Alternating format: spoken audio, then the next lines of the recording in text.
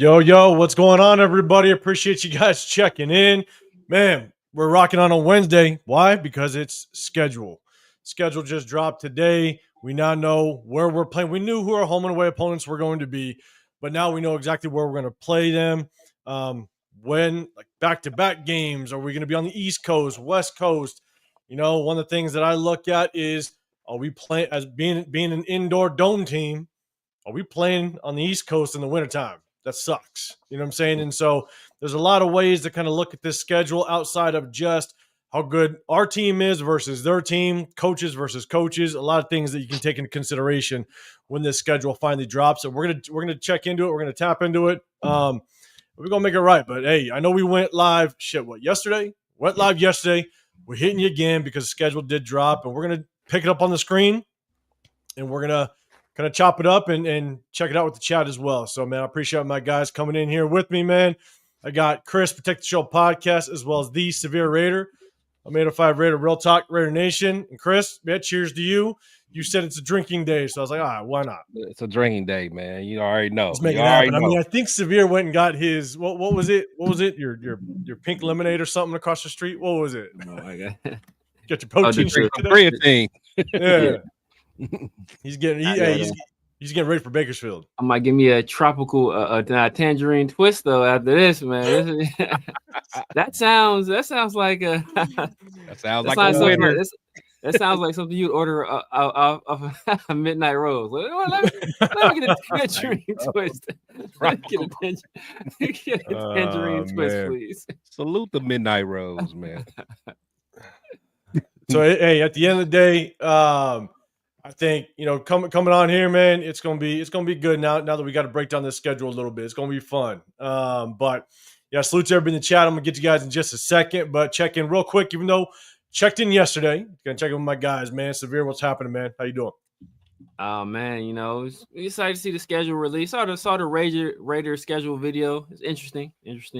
I liked it. I ain't gonna lie. I liked it. It was. Yeah, I like it. Yeah, I'm about to check it out. I thought it was cool. It was cool. It was cool. It was different. That tells me what I need to know. How you felt. It wasn't bad. It was Derek Carr. It wasn't bad. It was okay. It's too early. Too early. Yeah, I liked it. God damn, man. All right, man. Chris, man, how you feeling? I'm good, man. I'm good. I've been on this 1800 ever since my show earlier, so I'm just having a good old time. Okay. And then man, I got to catch up then. And now Severe got me thinking about that tangerine twist. I'm telling you, man.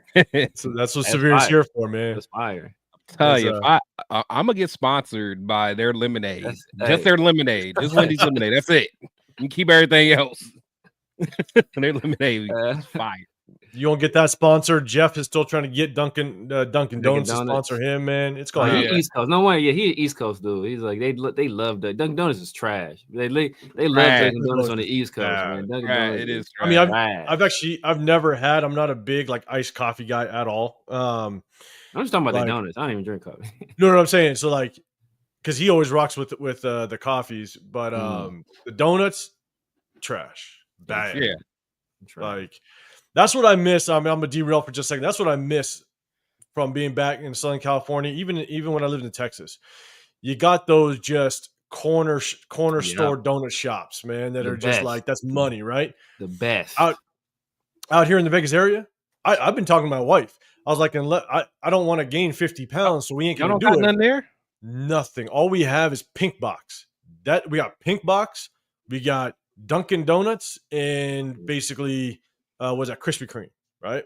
No, that's it. You gotta have like a. Well, I guess Vegas is different. I've looked within. I'm more down the south end, but I'm sure there's some maybe on the north end or what have you. But at least around me, within at least a 10-mile radius, nothing there. Ain't nothing. Shit. Let me, Jen Slinger, man. If you still in here, let me know if there's a corner side like side store donut shop, just like a hole in the wall. Because man, all I got. I know. I'm about to scope out me some property. Out there, yeah, I'm about to at least a little bit. Or what? I'm gonna make my money back off 805 alone. I'm gonna be in the black on 805 alone. Hey, the pre-suit 805 gonna look like a former defensive lineman. Exactly. Stay away, 805. You playing D-line. I'm telling you. I told the wife the idea, and I was like, nah, man. Yeah, Jay Slinger. That's what I mean. That's what I mean, brother. Yeah, we on the same wavelength. He said the menu. Yeah, he's with you on the tangerine twist. Yeah. I don't know about Thailand though. I don't know about Thailand. Yeah. Thailand's a different type of twist. Yeah. You got. Whoa. You get you a banana split now. Think you get a tangerine twist, get a banana split. I'm good off of Thailand, brother.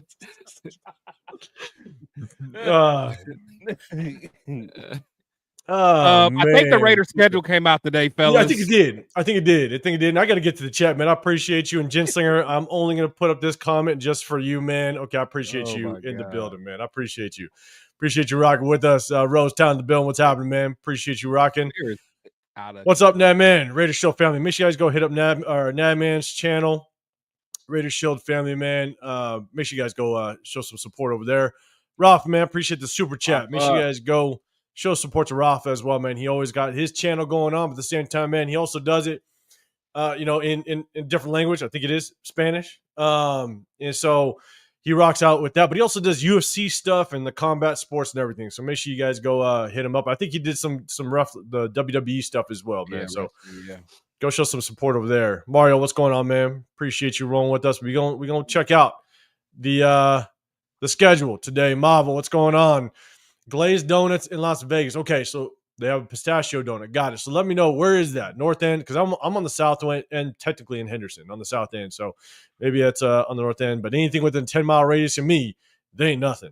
And so Jen Slinger saying 85-degree bakery. Not related. It's a bomb off the beaten path. Okay, man. I'll Google map it. I'll see where it's at. Or maybe, man, we'll link up, have a couple drinks, and then hit up a bakery. That's cute. But no hot dogs though. All right, so let's make it happen. Okay, cool, man. Appreciate everybody rocking with us again. You got Protect the Show podcast. You got the Severe Raider, Made of 5 Raider, Real Talk Raider Nation. We're gonna get into it, but first, just a quick plug because it is this weekend. But guys, we got the Raider Nation summer kickoff. You guys in SoCal, Bakersfield, California, this Saturday, May 17th. We're going to be there. The Raider War Room is going to have a big banner. Come show up. We're going to have some giveaways, all that stuff. As long as you're a subscriber, we're going to give you a ticket. You can spin a wheel to potentially get more, get entered in. But, man, it's a great way to just start the off season, start the summer off leading up to the football season. It's family friendly. Jeremy Chin's going to be the player there. We just heard yesterday JPJ's parents are going to be there, and he's going to bring some signs. JPJ is not going to be there, just his parents. They're going to bring some signed items that they're going to raffle off. So, man, it's going to be good. Thousands of Raider fans rock through that place, and you want to chop it up with a bunch of Raider fans to start the kickoff this summer. Definitely show up. So go to Raiders Crusaders IG and go hit him up for more information. And yeah, let us know in the comment section or hit us up. Let us know if you're going to rock through it. So we definitely appreciate all you guys. And we're going to hit up the schedule in just a second. Jeff, what's happening, man? Appreciate you guys. Make sure you guys go hit up Jeff. And I think Sacktown is bringing maybe a Maggin or something, Jeff, we're going to put on the table at the spot. But we already plugged your Dunkin' Donuts for you, man. We already talked about it. You missed it. Salute to Jeff, man. He actually had to go to the ER for a little bit, man. Oh shit, man. Hope everything's good. But of course he was still trying to go live. No, he was still alive. Exactly. He was still trying to go live, but I think he's still there. So, man, get well, Jeff, man. Get well. Yeah, man. 100%. Just or maybe leave it to like a dozen iced coffees. Okay, maybe gotta tone down a little bit. And you probably gotta get some sleep instead of going live for 8 hours. Man, yeah, just make it 23. Just make it 23. Exactly. God. What up, Coach? What's happening, man? Tommy Eichenberg told me Glazed Donuts is at Langford shops in Southern Hills. Hey, if Langford, if there's a Glazed Donut in Southern Hills, man, we're gonna make it happen. According to that video that we saw of him, never mind. Okay, last thing you need to be worried about is some donuts. Hey, but Jeff, hey, make sure everything's good. I hope everything does work out. You're saying that they keep admitting you to the ER, man, or keep admitting you. Make sure. I hope everything's good, man. Make sure you check back in with us. Best is just let us know everything's all right. Yeah. So, all right, let's go. Appreciate everybody checking in with us. We're not going to do any segments because this is going to be very long. We're just going to take a look at the schedule, and we're going to basically chop it up and kind of give us our takes. I do have some notes on it, to be honest with you. And as I pull it up on the screen, we're going to do this. If I don't even want to put my wife said there's Jeff is creeping in Vegas. I like it. And so look, like I was saying in the beginning, there's a way that I evaluate the draft. Ever since I've been doing this, I evaluate the same way for a long time. But obviously, I haven't been doing this YouTube thing for a while. But last season, I did a video basically kind of laying out exactly what I look at when the schedule is released. Obviously, you look at the teams that you play, where you play them, location, or what have you. How good are they? How good is their roster versus ours? Did they improve? You can compare coaching staffs, right? Andy Reid, one of the best coaches in the National Football League. How do they match up to our coaching staff? So on and so forth. There's some things on the surface that you can kind of evaluate, but there's a lot more that I kind of take into look at it. So before I kind of go on my rant, Severe, I'll throw it to you first. Anything outside of just the normal surface level stuff? Anything that you look at when the schedule drops? Generally, I look at the East Coast early games because we've traditionally struggled with those. Obviously, everybody always looks at when the bye week is and what matchups are around the bye week because that could potentially be, hey, you know what, team could slip up looking toward the bye week or slip up coming out of the bye week. So generally, you look at that stuff. And with Geno, obviously, you kind of want to see, he's traditionally been better, in fair weather games and games in dome. So you kind of want to see, hey, you know what, as you kind of alluded to, when we have these outdoor games, what the weather is going to be looking like, or what area we're going to be in for those games, because his splits and in dome or in fair weather is much better than outdoor games. Yeah, absolutely. And chat, let us know kind of what do you look at when you evaluate the schedule, as soon as it drops. But Chris, I'll throw it to you in just a sec. But man, I appreciate LS in the bill. What's going on? Appreciate you, Daniel Kim, as well. What's happening? If any guys going to be in Bakersfield, man, let us know, because I know there's a lot of people in our chat that actually is going to roll through. So let us know. Chris, anything outside of just surface? I know you jumped on with some of the guys earlier, and I know you were with Spicy as well. So anything that was brought up that again, outside just the surface level, that you kind of take a look at? No, I think Severe pretty much hit it on the head as far as, you always want to look at when we're traveling. And also I always kind of look and see if the NFL screws us with any of those short weeks. That's we always kind of struggle with that. So but to be honest, of course, a bye week, I actually like the bye week kind of where it is. And then it's and honestly, I always look at kind of the beginning of the season to see when we can, like, if we can catch some teams off guard, like if they got a young quarterback or a new coach or stuff like that.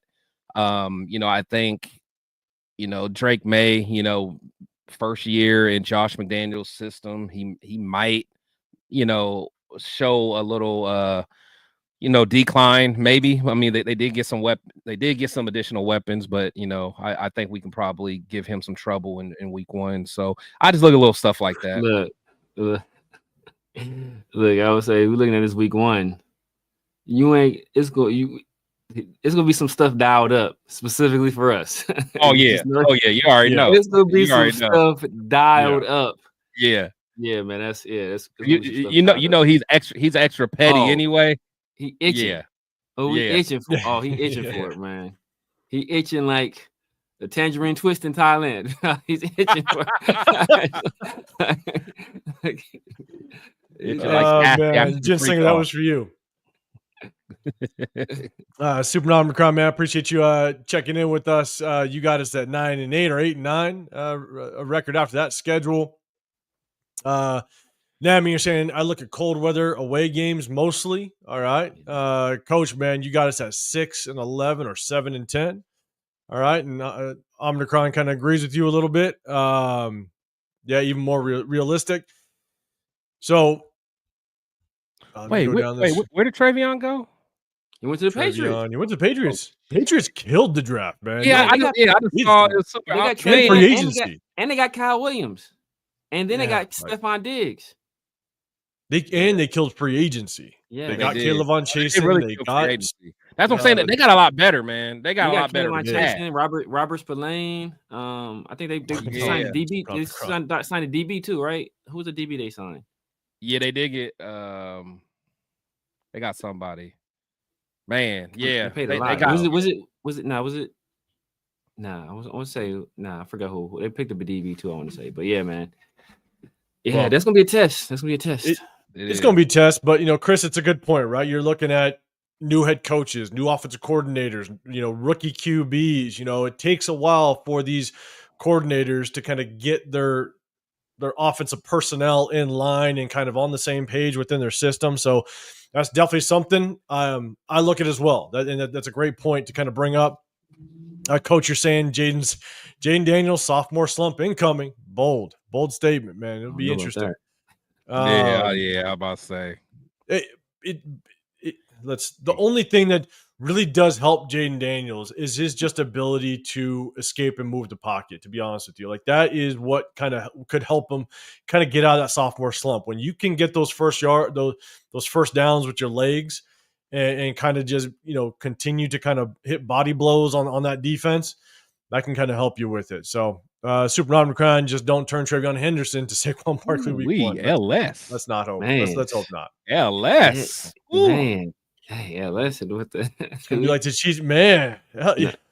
No, not that one. The one at the bottom. We're going down. We're going down more. Let's see. Hold on. Hey, Center, what's going on, brother? How you doing, man? Pillaging just for fun the building as well. Appreciate you, Raider Pete. He wasn't joking about Drew Aller. Yeah, it's Chin Slinger. Oh shit. Jesus. Okay. Jesus. LS. All right. Hey, but look, honestly, last year, shit ton of injuries. That sucked. I had us around an 8-win season last year. He got us lose to the Giants. He wilding. Well, we're going to go through it, LS. The neighbors could go crazy, though. Yeah. Man. You got to beat the Eagles? Yeah. Like the Eagles resting everybody. Well, we go. But here's the thing, though. We'll get to that because I definitely got notes on kind of each of the games and just kind of, in my opinion, how they play out, and I'll give you some details around the games as well. Jeff, you got an 8-win max, but last year I had us at 8 wins. The thing was, is you minus some of our key injuries. We should have beat the Saints. We should have beat the Jags. I'm sure we could have pulled off 2 more wins. So 8 wins could have been attainable last year. But again, obviously, the one thing you could project a record all day long. You can project wins and losses. The one thing you cannot project, injuries. That's the thing that sucks. We're kind of doing these early projections. And so, but here's the thing. Some of the things that I look for, obviously, we kind of alluded it to. Severe, you said it. I kind of said in the beginning was East Coast games, right? We're a dome team, and when we go to the East Coast in the winter, that sucks. There's definitely a game that we're going to talk on about that. The other thing I look for is how many times are there situations where we travel from, if we sit on the West Coast and we travel to East Coast and back to West Coast and back to East Coast. When you're changing time zones like that. Yeah. NFL schedules are to the T to the second. And when it kind of screws with it, if you have back-to-back East Coast games, some teams, they decide to stay out there for the entire 2 weeks. Yeah. Some teams, they fly out there, they come back, and then they go back again. So I take a look at that. Do we have back-to-back away games? there are some teams on this schedule that have 3 consecutive away games. And so you kind of take that into consideration as well. And then where are those games located? Are there on the East Coast? Are there any trap games? I think we have a trap game this year. And Chris, both of us were kind of betting, we like to bet a lot on sports. I like to bet a lot on sports, and trap games are real. It's crazy how it actually works out. And when I start, we're not good enough to have no trap games. We need to take every game seriously. Exactly. It's true, but it still happens. True.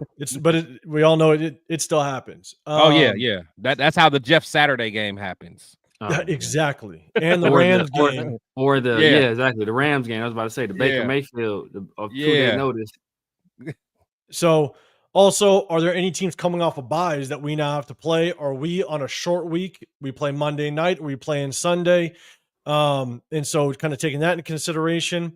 So and then Chris, again, what you alluded to was, are we playing teams that, again, rookie quarterbacks, new offense coordinators, new head coaches? So that's about 6 or 7 things that you kind of take into consideration when kind of evaluating the schedule. And so we'll definitely jump into it. We got some more people popping in with us. We appreciate everybody rocking in the building with us. Raider Pete, that's how our coaches have 4 months to prepare for 1 week. It won't be an ill-prepared team like last year's preseason. I hope so. Pete Carroll's done this before. You got to at least hope that we can begin the season with trust in the process a little bit. Kevin Lurker, what's going on? You got 10-7. Jeff, you said 6 last year. You're closer than I was. My 2, what's going on, man? Appreciate you rocking with us. Law Dog, you got 11 wins, man. Hey, I like that's definitely glass half full. I like your style.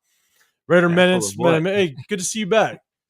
Hey, because that was me, not you, not me. You changed the name, Raider Menace, man. I appreciate you. Okay, there you go, Ellis. What did you say? Let's see. Nah, I think he was reading it vertically. So it's horizontally. I hate it when they do that too, man. I'm serious. Sometimes I catch myself reading it vertically. So I'm with you. Let's go. Menace, man, you're saying your early predictions right now is 6 to 8 wins. All right. I think after last year, we all kind of calm ourselves down with kind of over anticipating the results. What's up, Marcus? I appreciate you rocking with us. So LS, you switched it up a little bit. Hey, I'm gonna tell you now, just knowing how this fan base is, if we start off 0-5, they're gonna be ready for they can call for Pete's head. Shit. They are 0-3. There's still gonna. I bet you there's gonna be. There's gonna be some people. We start 0-1. Oh yeah, this pick for the AOC. Where's AOC not getting any? No shit. What up, Sacktown? AOC chant. Should have offered Ben Johnson more money. Should have got Harbaugh. All kinds of stuff. Sacktown, man. I was looking forward to meeting up and linking up with you in Bakersfield, man. Appreciate you. And everybody that's in the building, Bakersfield. Afterwards, we're gonna be at the Clarion Hotel. Again, food served until 12, bar open until 5. So the Clarion Hotel North. Just so you guys know, we're going to rock out there after the event. But yeah, just a couple things that I take a look at when we're evaluating the schedule. Again, about 6-7 things I try to take into consideration. So we're going to definitely jump into it. Senior, you got 10 wins. Let's see if anybody else is in the building. Let's see. My Ginsinger, you're saying my deeper dive is to take a look mid-season at who we play. That is either coming off of or looking forward into their buys. Yeah, again, like I said, it's like if we're playing a team that's coming off of a bye, and I got something to point out, or shit, we're coming off of a bye, and the team that we're playing is coming off of shit. It could be back-to-back away games, and we're catching them on that second away game. That could be an advantage for us, So, just things to take into consideration. So, Pillaging for fun, 98 wins with no major injuries. That's the biggest thing. Like we all said. I've said it before. Unfortunately, you just can't project injuries, which sucks. Raider Hawaii, man, would be an 8-win would an 8-win season be a disappointment? Not in my book. I'm gonna say no. I'm gonna say no. I think at the end of the day, it's a lot has to do with just kind of how the games play out, right? Like if you leave some games on the table that you should have won and it's 8 wins, and it should have been 10. Yeah, that's good. You know, like you could look a little disappointed, but look, 8 wins is an improvement, so I would be cool with it. So appreciate everybody, Bill. Make sure you hit that like button, subscribe, turn on those notifications. Got Chris Protect Show podcast up top, The Severe Raider down below. We appreciate everybody. Remember, it's kind of a sub-only chat. We just try to show a little bit of appreciation and love to our supporters, man. Appreciate you guys. So, all right, let's do this. Let's get into it. Week one, we'll talk about the primetime games. But week one, we got the Patriots. We just kind of talked about it, man. Josh McDaniels is going to be after our neck. Some of the players, not a lot of them are still here, so we'll see just kind of how emotionally they deal with this game, if at all. But y'all know Josh McDaniels is going to dial up as much as he possibly can. And the thing is Patrick Graham was here with Josh McDaniels, which means he knows what Patrick Graham wants to do on defense. Yeah. So Patrick Graham's going to have to change up some schemes. He's going to have to change up some terminology. Vice versa. True, absolutely. And so it's going to be, without question, a chess match, not just during the game, but it's going to be a chess match during the week. You know what I'm saying? The preparation, making sure that you can relay what you feel the opposing team, the opposing coach staff is going to do. So it's going to be interesting. So we didn't talk about this before, but how do you guys want to kind of go through this schedule? I mean, do you guys want because it's week one. It's an away game on the East Coast. Weather should be perfectly fine. But, look, I think it's no matter what, the way that we are, the way they are, it should still be a little bit of battle. But, Chris, to your point, not rookie quarterback, but first-time quarterback with the new OC. It's going to be interesting how it plays out. Do you have anything to add, Chris? I'll throw it to you first in this Patriot game. Yeah, I mean, whenever, you got a rookie quarterback learning a completely different system in year two, it's almost like you're a rookie again, in some aspects. You may know how to you're learning how to be a pro, but you still have to learn a whole new system. And, as we know, McDaniels doesn't always make it easy for quarterbacks.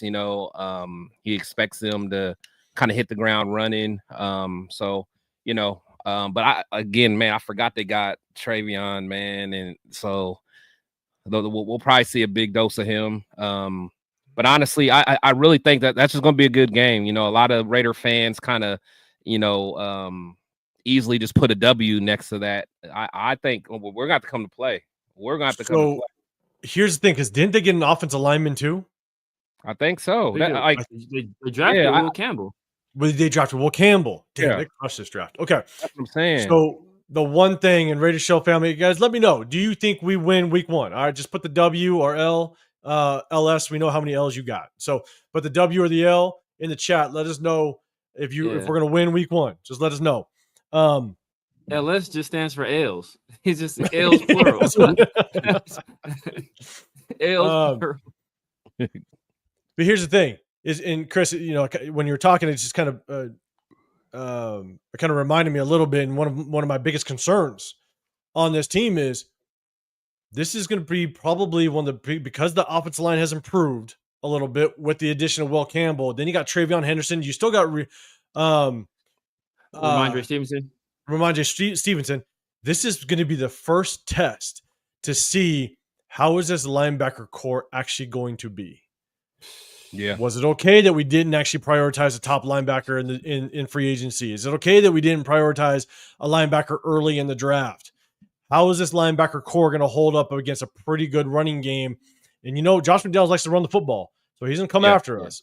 It's going to be a good test for our linebacker core. So that's definitely something I'm going to be watching out for that week one. Severe, man. Any thoughts on this game? Yeah, man, that's going to be a tough game. First of all, it's Geno's debut under Chip Kelly. Foxborough. We know Josh McDaniels. Whatever we think of him as a head coach, that dude is a heck of an offensive coordinator. And we see what he was able to do. We saw what he was able to do with Mac Jones. Yeah. So he's back in his comfort zone at the offensive coordinator position. And he has a quarterback with more talent than Mac Jones. Then he added a weapon like Travion Henderson, who, for my money, was damn near just as good as Ashton Genty in this draft class, and extremely versatile. Then they already have Ramondre Stevenson. They got added Kyle Williams, Stephon Diggs, and then they already had the kid from Washington. Now that was there with Penix. Damn, was Polk, Jalen Polk. Oh yeah, Jalen Polk. He's a good receiver too. And then just familiarity purposes, right? Josh McDaniels knows Patrick Graham, but then they added Spillane, they added K'Lavon Chasen, and they added Marcus Epps. And he was our defensive signal caller. Shit, they took Marcus Epps too. That's right. Yes, he was our defensive signal caller. And so he may not be the best player, but in terms of like intelligence, they're gonna get him ready. If nothing else, they'll help him get high level IQ guy. So it's gonna be a tough game. It's gonna be a tough game, and that's what I mean. I don't want to get too ahead of ourselves, but we're gonna kind of see these first 5 games. Really, we're gonna see what kind of team we are, because we play like a team in like a little bit of every tier. Like a team that's like, oh, maybe they think they could be a contender. A team that we don't think we're gonna do that's gonna be that good. A team that's kind of maybe middle of the road. Like we're gonna play each one of those teams. So we're gonna see. We're gonna find out early what kind of team. Early. Man, that's a good point. I didn't realize that. Man, that's 3 guys that really, well, at least 2 of them that really know his system. Really? Yeah. Spillane and Epps, know the system, like signal callers, green dot guys. Yeah, I'm gonna go back, Coach. Man, you're saying Will Campbell has short arms. He does. That was one of the biggest knocks on him. But the one way you can make up for that is technique. And I'm telling you, Will Campbell has some of the best technique coming out of last year's draft that I saw, and so he can make up for it. I'm not saying that it's not a knock, because that is. But remember last year, that was kind of the knock on Talisi Fuaga last year. That there was a battle between Talisi Fuaga and JC Latham. A lot of people like the length of JC Latham's arm, his hand size, stuff like that. And that's definitely a concern. But if the technique can compensate for that, then it can allow you to be a good offensive lineman in the National Football League. And Talisi Fuaga had a very good career or rookie year. He had that back issue. They did move him from right, and he did so well. They moved him to left, so that transition, he had to kind of work out of that a little bit. But overall, had a very good season for him. So the short arms for Talisi Fuaga, that was his biggest knock. What wasn't a big issue, and I didn't think it was an issue. Again, just looking at his film, I thought that he was going to be a good off tackle. I actually liked him over JC Latham last year. But short arms, yes, concern, but technique can definitely overcompensate for that. And I do like Will Campbell. And just how technical he does play. So, all right, cool. So we got a lot of W's. I think that the majority of the chat thinks that we're going to be beating up on the Patriots, and a lot of people are saying, man, they're cautiously optimistic. LS, I know you're not hyping it up too much, and you're preparing for what the Raiders have done to us in the past. I feel you. Okay, let's move on to the Chargers. Chat, let us know. Monday night, but before we talk about it, chat, you guys got to know, man, for some of you, if you're going to try to make it to one game, try to show up to this game, because all 3 of us are planning to actually go to that game. All 3 of us are planning to go to that game. It's Monday night against the Chargers. We're going to try to hook something up, and we're going to try to do maybe a little meetup on Sunday before. The day before the game, try to do a little bit of meetup, chop it up with everybody, find a spot. Just to kind of hang out. So if you guys do plan on going to a game and it's just one, man, if it could be that Monday night and we can kind of link up and put some names to faces, that'd be awesome. So just let you know, we're doing our best. We're definitely planning on being out there for that Monday night game. So some of the things, just notes that I have on that Monday night game. Obviously, if you could see the schedule, our next game is Washington. So it's going to be another tough game. We're going to come off of a battle against the Patriots. The Chargers play in Brazil the week before on a Friday. So even though it's in Sao Paulo, Brazil, they play on a Friday. They're going to have a couple extra days. Obviously, travel's going to suck, but they have a couple extra days to kind of prepare for us for that game. And so they should come into that game pretty fresh. So just some of the notes that I put down or look into when I look at the schedule. So this one's going to be a battle, man. And this is going to be another test.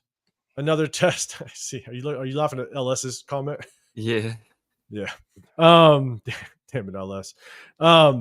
This is gonna be another test. Chris, to your point, with Travion Henderson with the Patriots. Now you got Najee Harris and Amari Hampton coming in, and they got Mekhi Becton. The Chargers are going to try to run that rock. And it's going to be another massive test for this linebacker core. Back-to-back weeks to see how good this linebacker core really is. So, Severe, what's your first thoughts? And chat, let us know.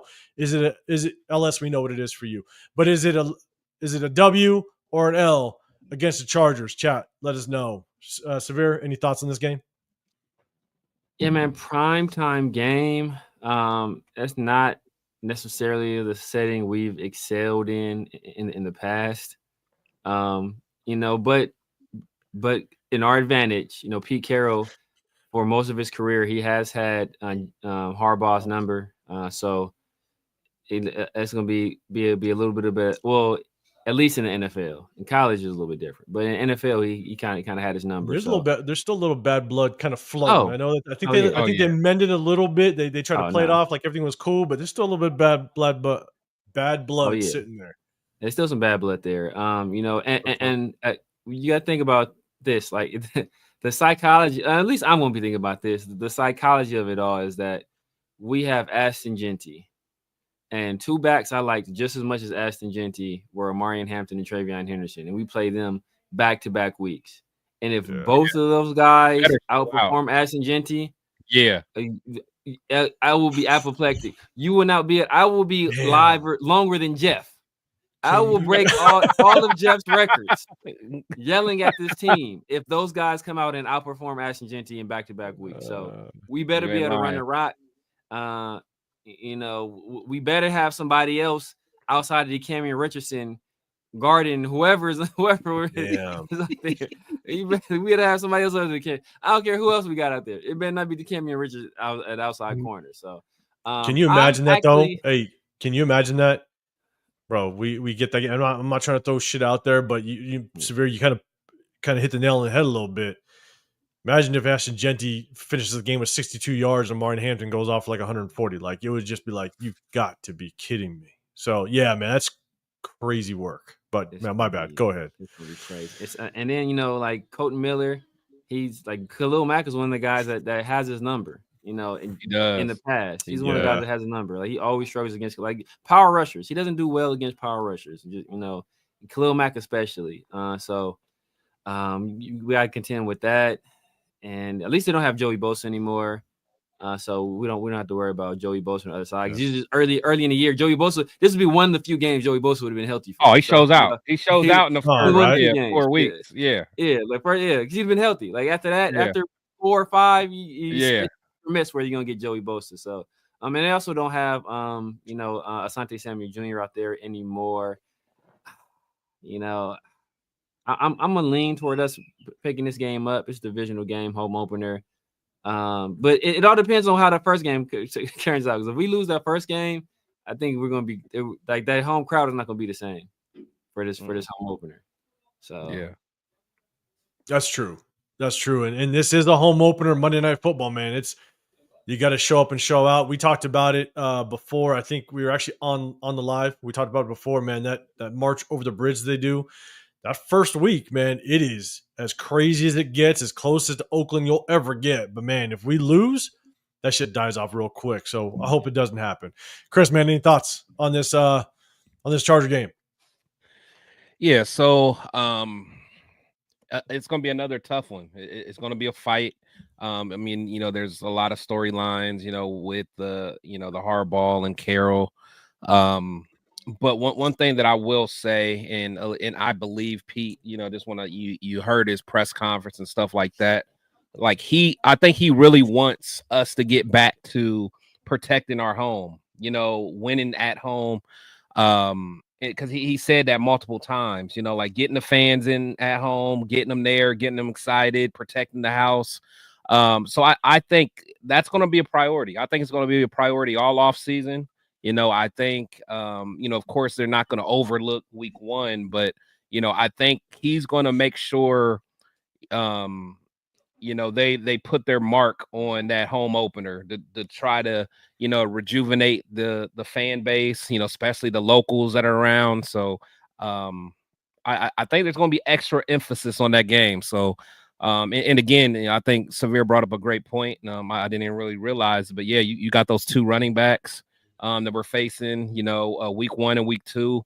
I think it's going to be, imperative that we showcase that we got the right guy.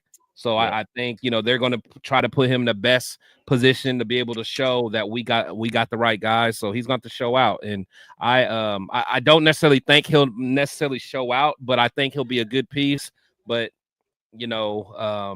we still have enough weapons to be a problem. I see Brock doing what he got to do, and Jacoby and all them. I really think Gino is going to be able to facilitate and get everybody the rock. So I'm feeling good about it. Yeah, I'm with you, man. And Marcus, man, you got 8 wins, and then LS, man. Week 2 will tell us everything we need to know about this team. And still a little early to be dead honest with you, but I'm with you. I mean, the Chargers are going to be tough because it's Herbert in the second year with Jim Harbaugh. He's had an entire year, 2 off seasons to kind of prep this team. But to an extent, I do agree with you. Like, this will be probably the first massive test for us against this Chargers team. So I'm with you. And the offensive line, with Rashawn Slater and Zion Johnson and Joe Alt and Mekhi Becton. Like, honestly, like that's the game that, like, Christian Wilkins, like, we need you to hit the ground running early this year, and Malcolm Kuntz, if you're who I think you are, like, I need you to get going, early. I'm talking about week 1, week 2, get going, man. So it's good. Okay. No, go ahead, man. Go ahead, finish your my fault. No, I'll just say, as good as we thought that our D line is, like, they're going to have to prove it. And these are the type of games, especially against Harbaugh, because he's going to run the ball until we prove we can stop it. Oh, facts. And then another thing we got to think about, right? Like, what's outside of linebacker? What's probably the weakest spot on our defense right now? Safety, or nickel corner, or nickel, nickel. And you got Darnay Holmes versus Ladd McConkey. How you think that's gonna go? And then I think the Chargers. Yeah. I mean, we could have got Jacob Parrish, Slinger. I'm just saying. That's my balloon. Okay, keep going. Keep going. But then they dropped to the receiver too. The Chargers, they got another receiver too, right? They got somebody. Trey Harris. I think they got Trey Harris too. They got Trey Harris. So, and I know they brought back Mike Williams. So they got Mike Williams, who is whatever. But then they got Ladd McConkey in the slot, and then Trey Harris too, plus that offensive line, plus Najee Harris and Omarion Hampton and Justin Herbert. That's gonna be a problem. I ain't gonna lie. It'll be a problem, man. It's gonna be a problem. Gonna be a problem because I keep forgetting about Najee for some reason. I keep forgetting. Yeah. And the thing is, like, I never wanted Najee as a featured back. I'm not cool with Najee as a featured back, but as a rotation where he gets 10, 12 carries, he'll wear you down. Yeah. That's what he'll do. So he's had 1,000 yards every year of his career. It's probably right. Yeah. So year. Kevin Lurker, man, if we all going, it is a W. I'm with you, man. I appreciate you, and man, hopefully you can make it out. But yes, we're all planning on being there that Monday night in a big old meetup on Sunday the day before. It's going to tangerine twist on me. Shit, maybe we're not making it to the game. Sunday might be crazy. So what's going on, man? Appreciate you. We beat the Ravens. Yeah, week 2 last year. Yes, we did, man. And that shit was crazy. That was a show we actually, I think, Stu Schwager came on with us and then tapped in, and that was fun. That was a good show. That one went on for a minute. I really pissed off my daughter that night with her trying to go to sleep. And so, okay, shit. I was gonna say something about this, but I forget.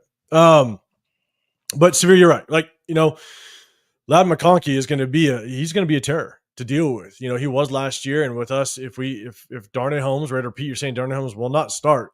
I get it because of Who? experience, Then but who? he is not starting. Man, if he's not, I don't know who is then. I don't know who's playing Yeah, nickel. he got it. You know? Yeah. So, I mean, unless they think but what Stokes? Yeah, I don't Stokes is know. more outside, right? he's more too. outside. Like I've never seen a great slot corner that's over 6 foot because you just have to be so damn Yeah, quick. And so that's tough tough part of it. Law Dog, what's going on? You're hitting it with the W. I like it. Yeah, Stu's the man. It's cool. Maybe we can try to get him on throughout the season and chop it up again. Her route for season be one of our rookies pushing his own lineman. Okay, all right. Hey, bold prediction. What up, God family? What's happening, man? Wilkins is going to eat it if James is at center. I don't know. Is James the starter center? Yeah, I don't even think know. they had. Yeah, the depth chart that we looked at, I think they had him coming off, or they had him second string. I don't even think they had him starting. Yeah, that's it. And look, I'm not a fan of. We're not a fan of James, but as just a backup role, that's not bad. So not a bad backup. Yeah, it's not a bad backup. So don't worry, guys. Don't worry, guys. We got Adam Butler. It's okay. Got my guy. So hey, cheers, Adam Butler, man. Yes, sir. Absolutely, 100%. All right, next up, we got Washington. Okay, chat, let us know. Hit the W's or a W and an L, whatever for Washington. Do you think we're going to beat Washington? But I'm going to give you just a little bit of background because I'll tell you right now, I think this is a bad situation. I think we're rolling into a bad situation. Yes. Not only are we going East Coast of the Patriots, we go back to West Coast, change the time zones at home against Monday night. Now we're on a short week going back to the East Coast. And now we're going to play Washington. Early start. Early start. It's a short week for us. They're coming off of a long break. Because is that their home opener?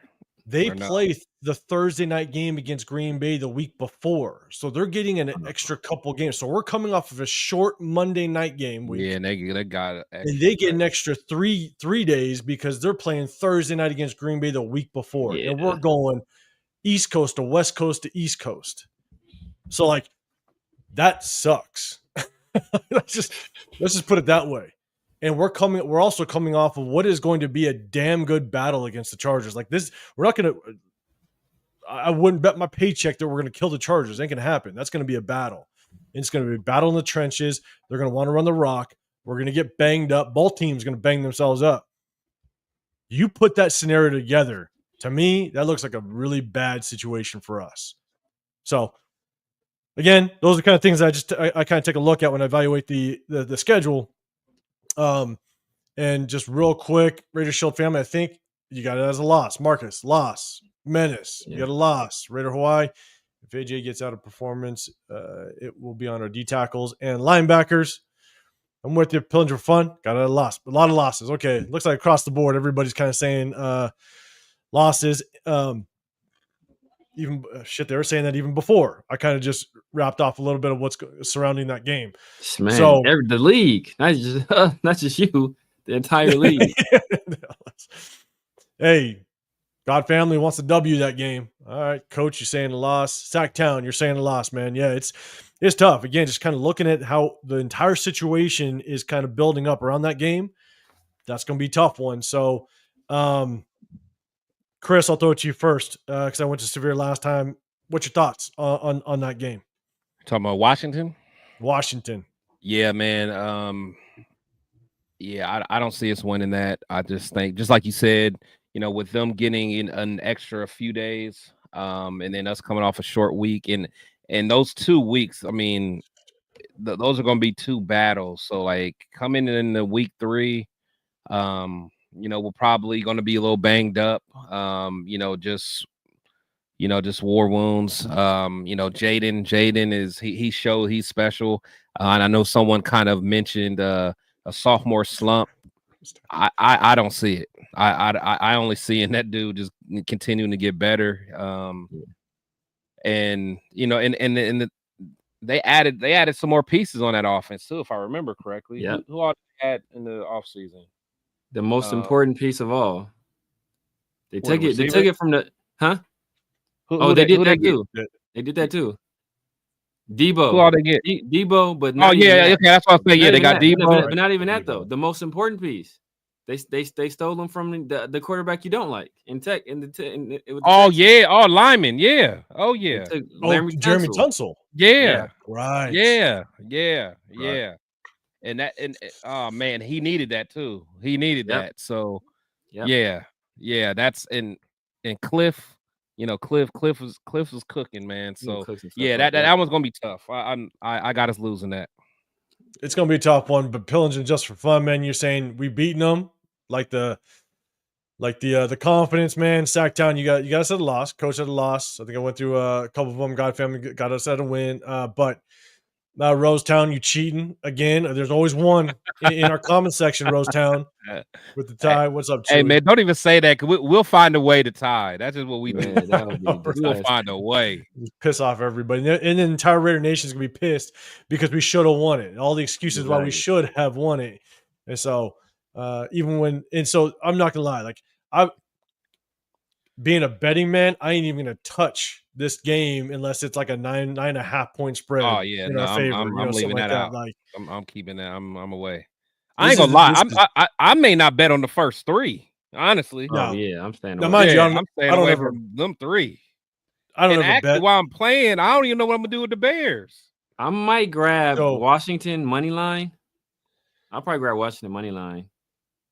Yeah. And I'll probably have us covering. I'll probably have us covering the Chargers game. I'll pick it as cover the Chargers game. The week one is too much of a wild card. Too many variables. Too much. Yeah. I think we'll cover the Chargers game just because Pete Carroll. It'll be a defensive game. It'll be defense. But if Jim Harbaugh see he has an obvious advantage, he gonna run up the score. He gonna run up the score. He gonna try to get it by like a dub. So Sever's gonna take that money line, man. It's gonna be like minus 280. It's gonna be like I'm gonna take the money line on the Commander, but I'm gonna tease it with some other stuff though. There you go. I'm gonna get a parlay going. You're gonna pull a Chris. That's what you're gonna do. Exactly. We're gonna make it happen.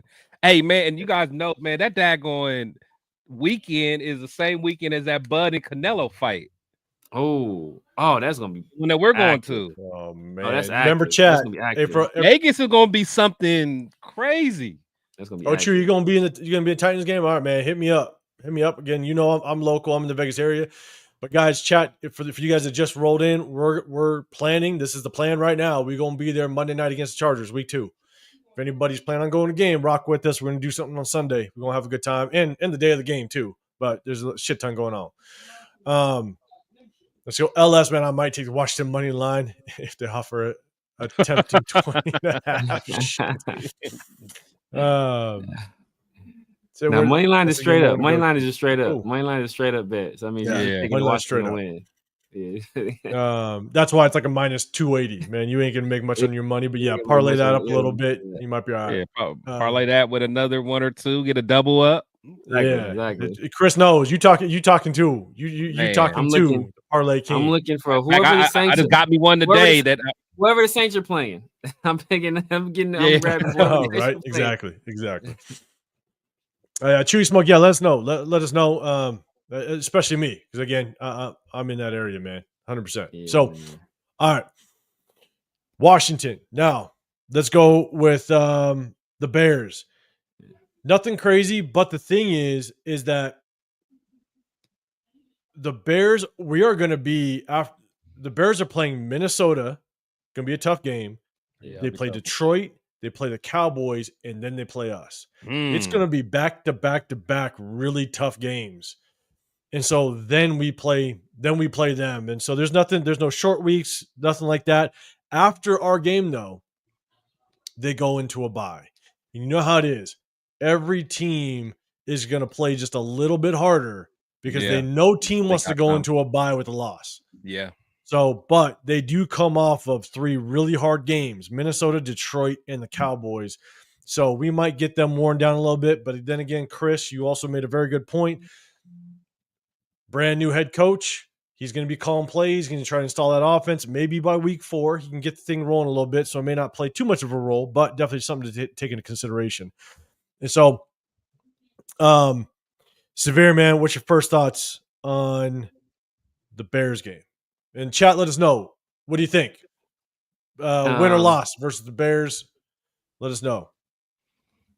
Kind of to your point, it's like you got those first 3 weeks. Like you ever like worked out like where like you ran with a parachute, or you like run with a sled, and you're running, Too many and times. then as soon as you take it off, you feel like you like, oh man, I'm fast. Yeah, That's gonna be that's gonna be them versus us. Like, man, this is what I'm playing now. I didn't play this gauntlet, and I got these guys. You think like this, you got this was gonna be a tough game as well, because like they drafted Luther Burden, so he's a guy that could play in the slot or on the outside, and obviously they're most likely, if this matchup dictates it, they're gonna put him in the slot. Then they got, if they think about this, this was just this is where things get ugly. You got Colston Loveland and Cole Kmet versus Tommy Eichenberg versus this linebacker core.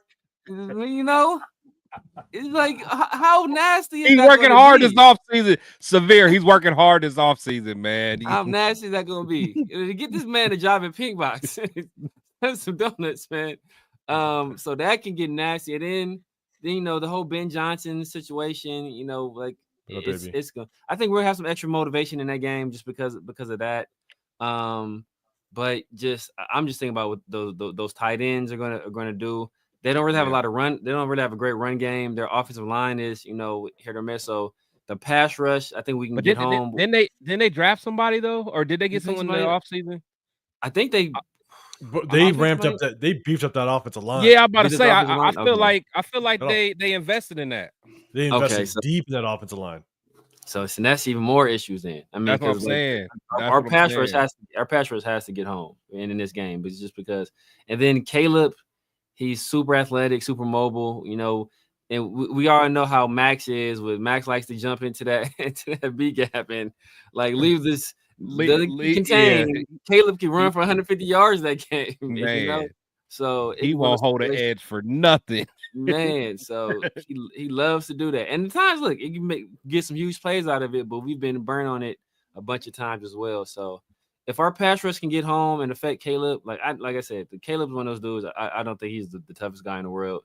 So if you get to him early, he's gonna fold. Yeah, he is going to fold. So it was just about getting to him early. Yeah, no, I'm with you. And real quick, man. Hey, AB Raider, man, are you in the Vegas area? Because I'm down. Look, I'm down in Henderson, and so down in Henderson, they ain't no donut shops, and that's why I said there might be ones up north that I just don't know about. So if there are some, man, if you in the area, let me know, man, because we're gonna link up throughout the entire season. You got other guys in this, like lunatics in this area.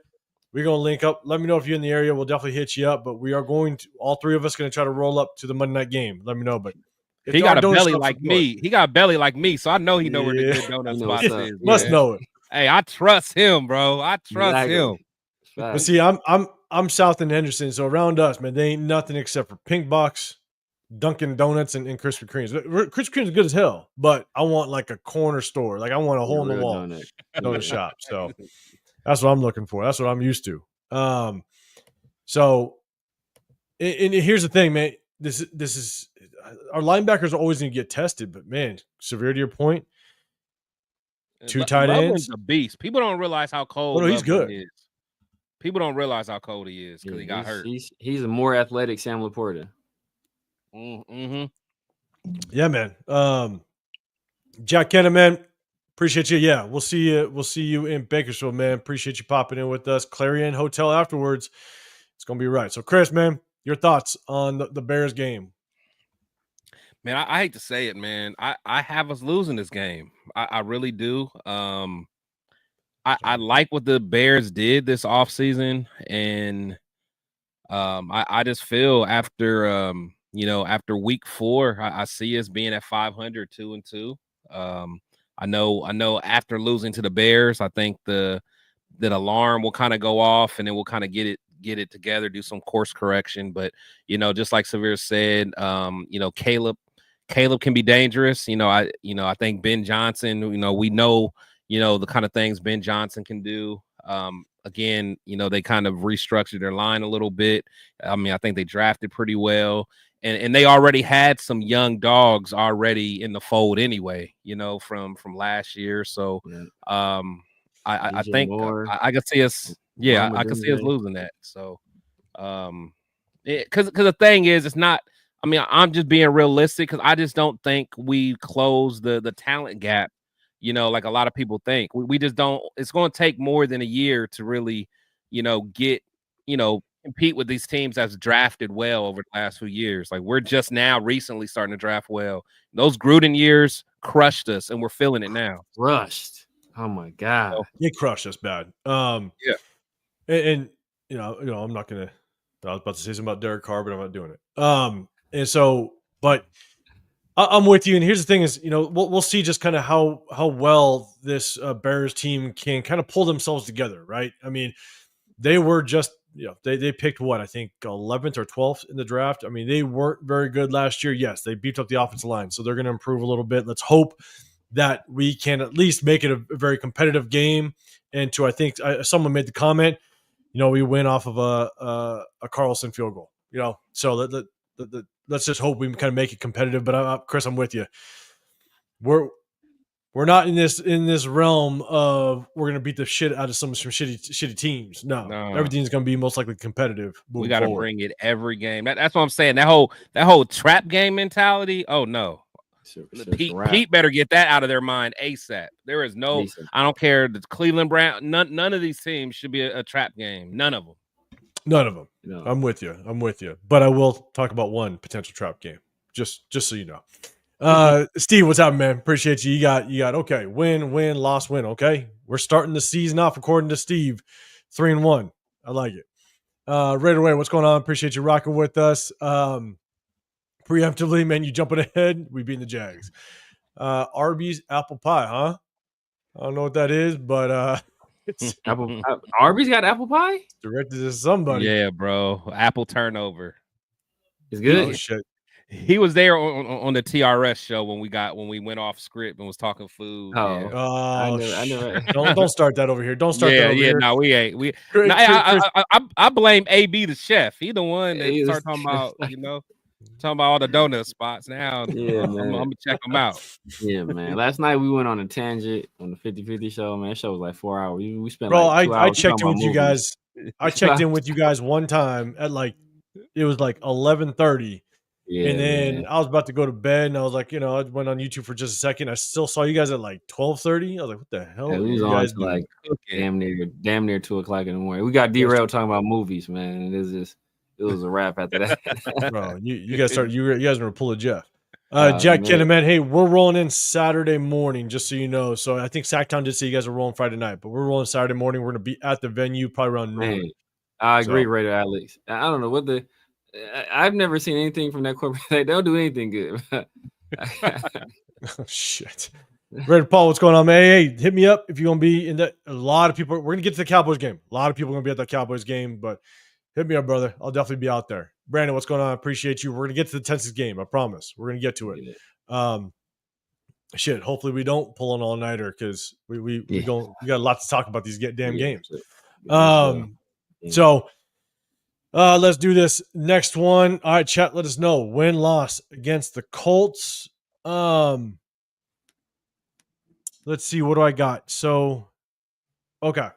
So the Colts are basically coming back home. I forgot who's. What up? I know they got Anthony Richardson. Who's the other guy? Didn't they get someone else? Daniel Jones. It's kind of nasty. Either way, they're kind of nasty. Yeah. For some reason, I thought they picked up someone else. They drafted Riley Leonard. They drafted Riley Leonard. So they kind of nasty. I don't count. They kind of nasty at quarterback, man. Their quarterback situation is it's probably the worst in the league, to be honest with you. Yeah. Probably the worst in the league. What up? Where's the flag? Oh, I didn't know the Golden Knights are on. You should realize I'm convinced Arby's got be lottery much. I didn't read it before, but yeah, probably, man. There's not a lot of people that had their way to Arby's on a consistent basis. So Colts. The only notes I got on the Colts that I think kind of play a role is they have back-to-back away games before us, which is the Titans and the Rams, and then we are homecoming, little mini homecoming for them. Yeah, so I don't put too much merit in that, but again, they're coming off of back-to-back away games. We're obviously at home against the Bears, and then it's our first away game. So nothing too crazy there. Severe, I'll throw it to you first this time, man. Any thoughts on this Colts game? Honestly, man, this Colts game to me, I think, is a game we should pull off. We got to win this game, depending on how the first 3 games roll out. So, what's your thoughts on this Colts game? We should win this game, and just because their quarterback situation is so bad. You got Daniel Jones, you got Anthony Richardson, but you know, on the flip side, you got Jonathan Taylor. Then they drafted Tyler Warren, so yeah, that's nice. And they got Tyler Warren, Warren, Pittman, don't they? They still got Pittman. Their receiver core is not bad. They got Michael Pittman, they got Alec Pierce, and they got boy from that was in North Carolina, the speedster. Damn, what's the dude's name? Oh yeah, Josh Downs, trade Pierce, weren't they? Yeah, Josh Downs. And they got Josh Downs too. So then they picked up the running back too, from K State. Not RJ Harvey. No, I like the kid. He's UCF. DJ Giddens. 4-3 guy. DJ Giddens. Yeah. Oh, damn. Yeah. So they got a smooth little, that's a weapon right there. That's a weapon right there. Yeah. They got a smooth little 1-2 punch at running back. They got a solid tight end with Tyler. Well, better than a solid tight end with Tyler Warren. Got some pretty solid wide receivers. They just don't have a quarterback, so that's gonna be the difference right there. Then also, I think they got DeForest Buckner, who's a problem. They got Kwity Paye, and then they got the guy, one of my favorite players in last year's draft, Leo Tulatu. He didn't have a great year last year, but I think he's gonna come. Oh I forgot they got him. Yeah, I think he's gonna come this season. I think he's gonna be there on the mission. So he UCLA, right? UCLA, yeah, and that was one of Max's guys too. When he was coming out the draft, I talked about him. So he liked him and Braden. He got some of the best hands you've ever seen. His hand-to-hand combat is A1. So he's a technician. So he can cause some problems if he's like across from a guy like Glaze, or if it's like a rookie like Rodgers. He can get them some problems just because they're fairly young in that position. So it can be some issues. But we should win the game. We should, man. God family, I appreciate the super chat, brother. Appreciate you. And then we got Dub Raider in the building, man. Appreciate you rolling up. Make sure you guys go hit up Dub Raider. Support his channel. Dub, we have been announcing. That's that week 1 home or that week 2 home opener, man. We appreciate you, brother. 100%, man. If this and Dub's gonna be with us, documenting everything. He's gonna be vlogging and doing interviews and all that stuff because he's fired with all that stuff. So we gonna have our own communications guy with us, man. It's gonna be the war room. It's gonna be the war room documentary. Thanks. I gotta get it. But when I go to Midnight Rose, you got to turn the camera off. Man. I can't see nobody. I don't want nobody to see what's going on there, bro. You know what I'm saying? But hey, Dub, man, we're gonna rock out. Make sure, we're gonna all link up because we're gonna try to do something Sunday as well, man. Try to do something Sunday. Get as much of Red Nation together for that Monday night game, week 2 against the Chargers, and we're all gonna link up, man. Dub Raider, we appreciate you. We're all gonna be out there. Make sure anybody, if you plan on going to a game, try to make it that Charger game. So we're gonna be out there and try to put names to faces, man. We're gonna turn that out. We're gonna turn that weekend out. It's gonna be fun, man. Make sure you guys go hit up Dub Raiders channel, man. Show some support over there. Yeah, Steve. DJ Giddens, man. So Severe's gonna take a drink that weekend. I don't care what he say. I don't care what he say. It's gonna be. What's his name? That movie? What's the movie with old boy Zach Galifianakis and with the hangover?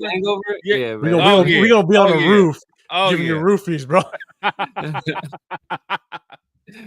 Don't give us any ideas. No ideas. Oh man, it's gonna be bad. It's gonna be bad. Yeah, Steve, appreciate you putting the Dub Raiders link in there, man. It's gonna be fun, man. Okay. Shoot. After all that, Chris, did I get to you on the Colts game? Nah, dang, we only on week 5. I'm telling you, man. Chris, I'm about to be a Jeff show, man. We gotta get cracking. Okay. But I'll be short-winded. But I got us winning this game. Again, I don't think it's going to be any kind of blowout.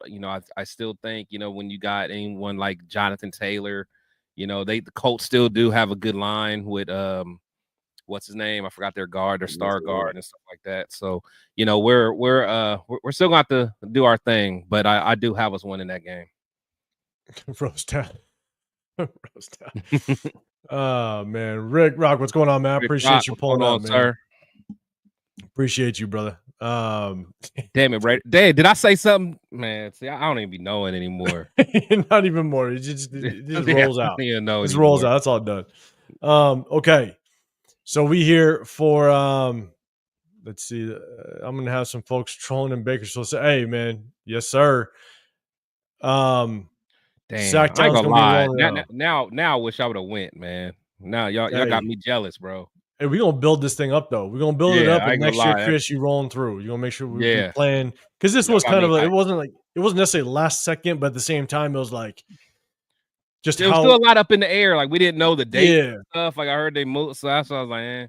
Yeah. So, but next year, man, it's gonna be right. Yeah, Jack Ken's gonna be there. It's gonna be fun without question. So let's do this. Titans, you talked about trap game.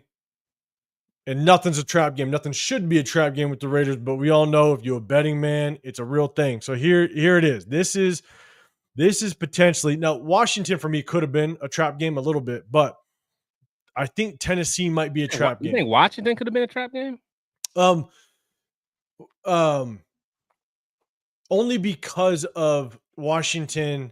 Not that we're not going to prepare for Washington, just that they have that Thursday night game the week before. Oh, yeah. They have so much time to prepare. We're coming off a short week. It's just so That's why I didn't necessarily put it as a trap game. I was saying, I got you. But this is Tennessee could be a trap game. I mean, this is why.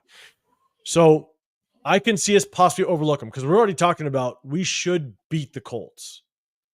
If we beat the Bears, possibly, we should beat the Colts. If we do come off of back-to-back wins or a good win against the Colts, then we play Tennessee. Jeff Saturday it's at home. Just for the Colts game. Shit. I got you. The one thing you have to remember is we play KC and then we have a bye the very next week. So sometimes you don't want to overlook an opponent and possibly look at a division rival, especially a team like KC. And then the Titans have 3 straight away games. We are the 3rd away game. They play Houston, Arizona, then us. Oh, I don't want us to think that all of a sudden they're back-to-back away games. We're going to take them a little lightly coming off of potentially a good win against the Colts, and we overlook them to look at the Chiefs. Like, again, I'm not saying it is. I'm just saying it could be that trap game if it plays out that way. Don't want to look at that way because we should beat Tennessee. I don't think there's any reason why we don't beat Tennessee. Rookie quarterback. They're trying to rebuild over there a little bit. We should beat them. I just don't want to be an overlook game, and it could be that trap situation. So, chat, let us know win or loss against the Titans. Marcus, I think you're in first. You got it as a loss, if I'm reading it right. And so, Brandon, you're saying if you lose a receiver group of Calvin Ridley and Tyler Lockett, then if you lose to a receiver group of Calvin Ridley and Tyler Lockett, then you never deserve those 2 vets, man. Those 2 vets. Yeah. Calvin Ridley's a dog too. I don't know. I'm about to say Calvin Ridley's a bad man. Yeah, there's worse wide receiver groups than that. I think Calvin Ridley just took a downfall because obviously he was with the Jags last year, and that was a tough situation over there. I didn't want to say he took a downfall last year. I think he produced last year. To be honest with you, he was. Well, he got traded though, didn't he? Didn't he get? No, he was on 1 year. He was out of the league for. I think last year was his first league. Well, no, I mean, but he didn't. He was with the Falcons, but he got suspended for gambling, so he missed a year. Yeah, no, but after that, then he went to the Jags for 1 year. It was a 1 year. But did he?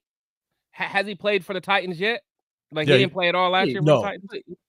I thought he played for the Titans last year. He played for the Titans. That's what I was thinking. But for the Titans last year, played for the Titans last year. But I almost feel like did he get traded though? I feel like I don't know if he got traded. You're right, he did. My bad, you did. Yeah, he did. Like traded if he left, but I want to say he had a good year last year.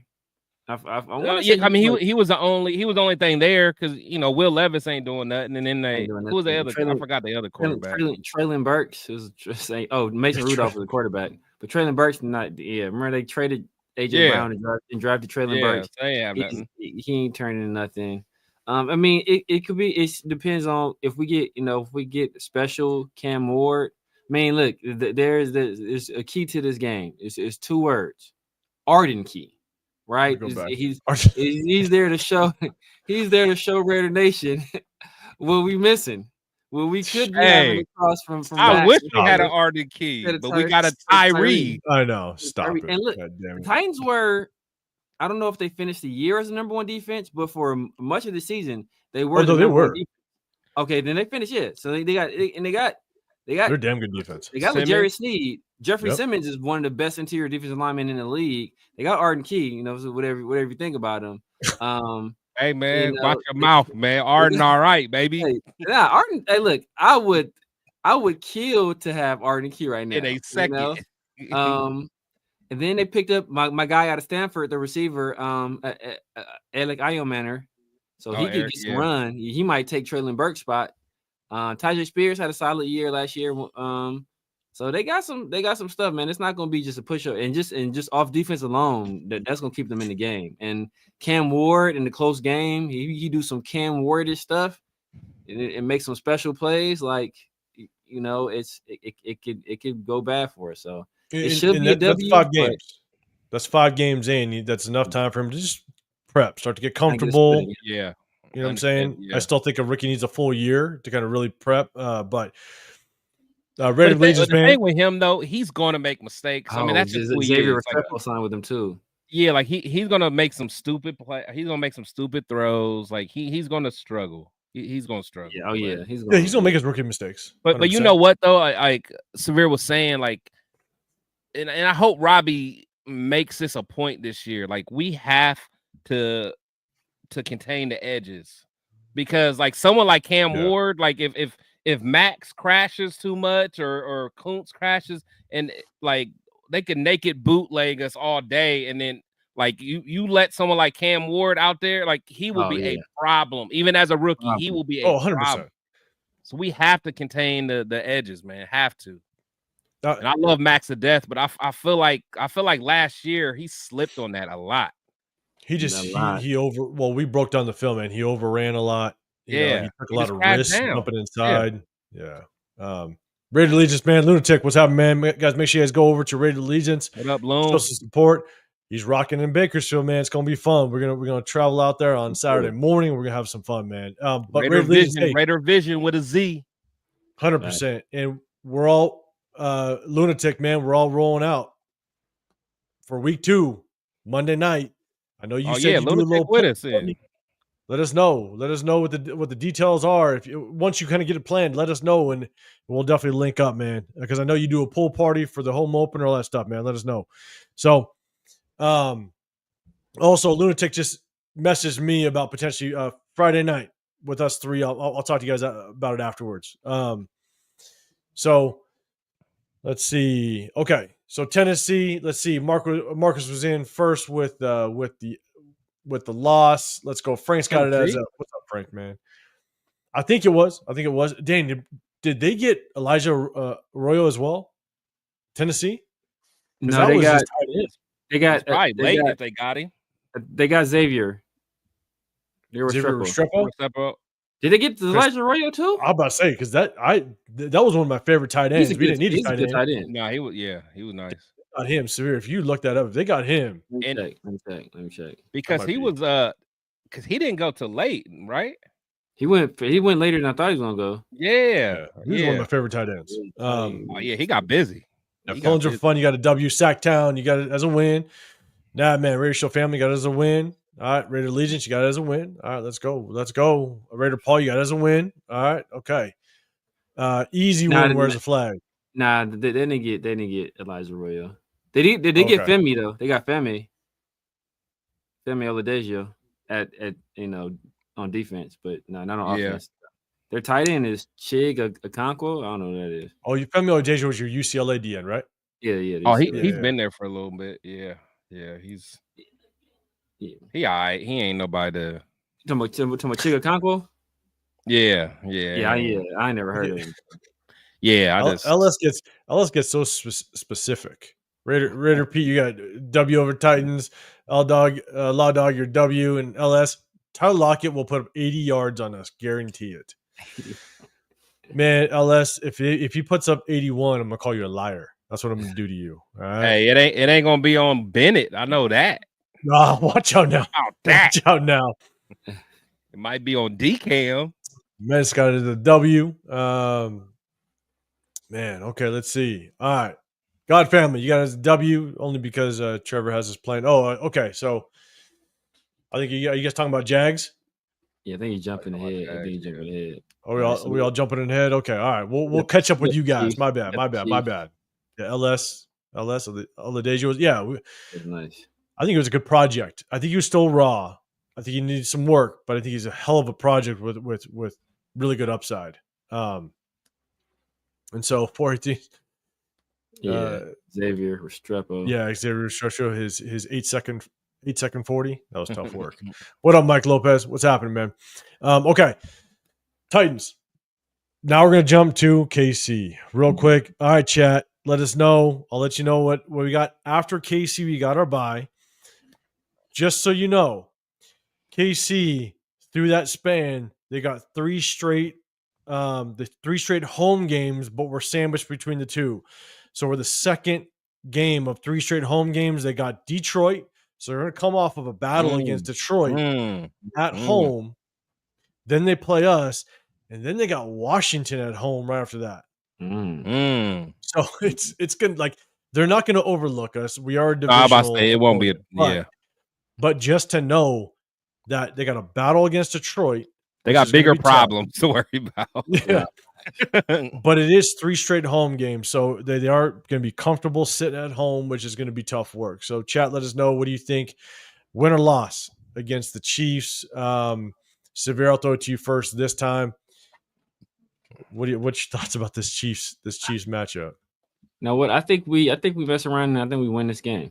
I think we mess around and win this game. I think their weapons don't scare me per se. I know they got a lot of speed. They got Hollywood. They got Xavier Worthy. I don't know what's going on with Rashay Rice in terms of his like what his status is going to be.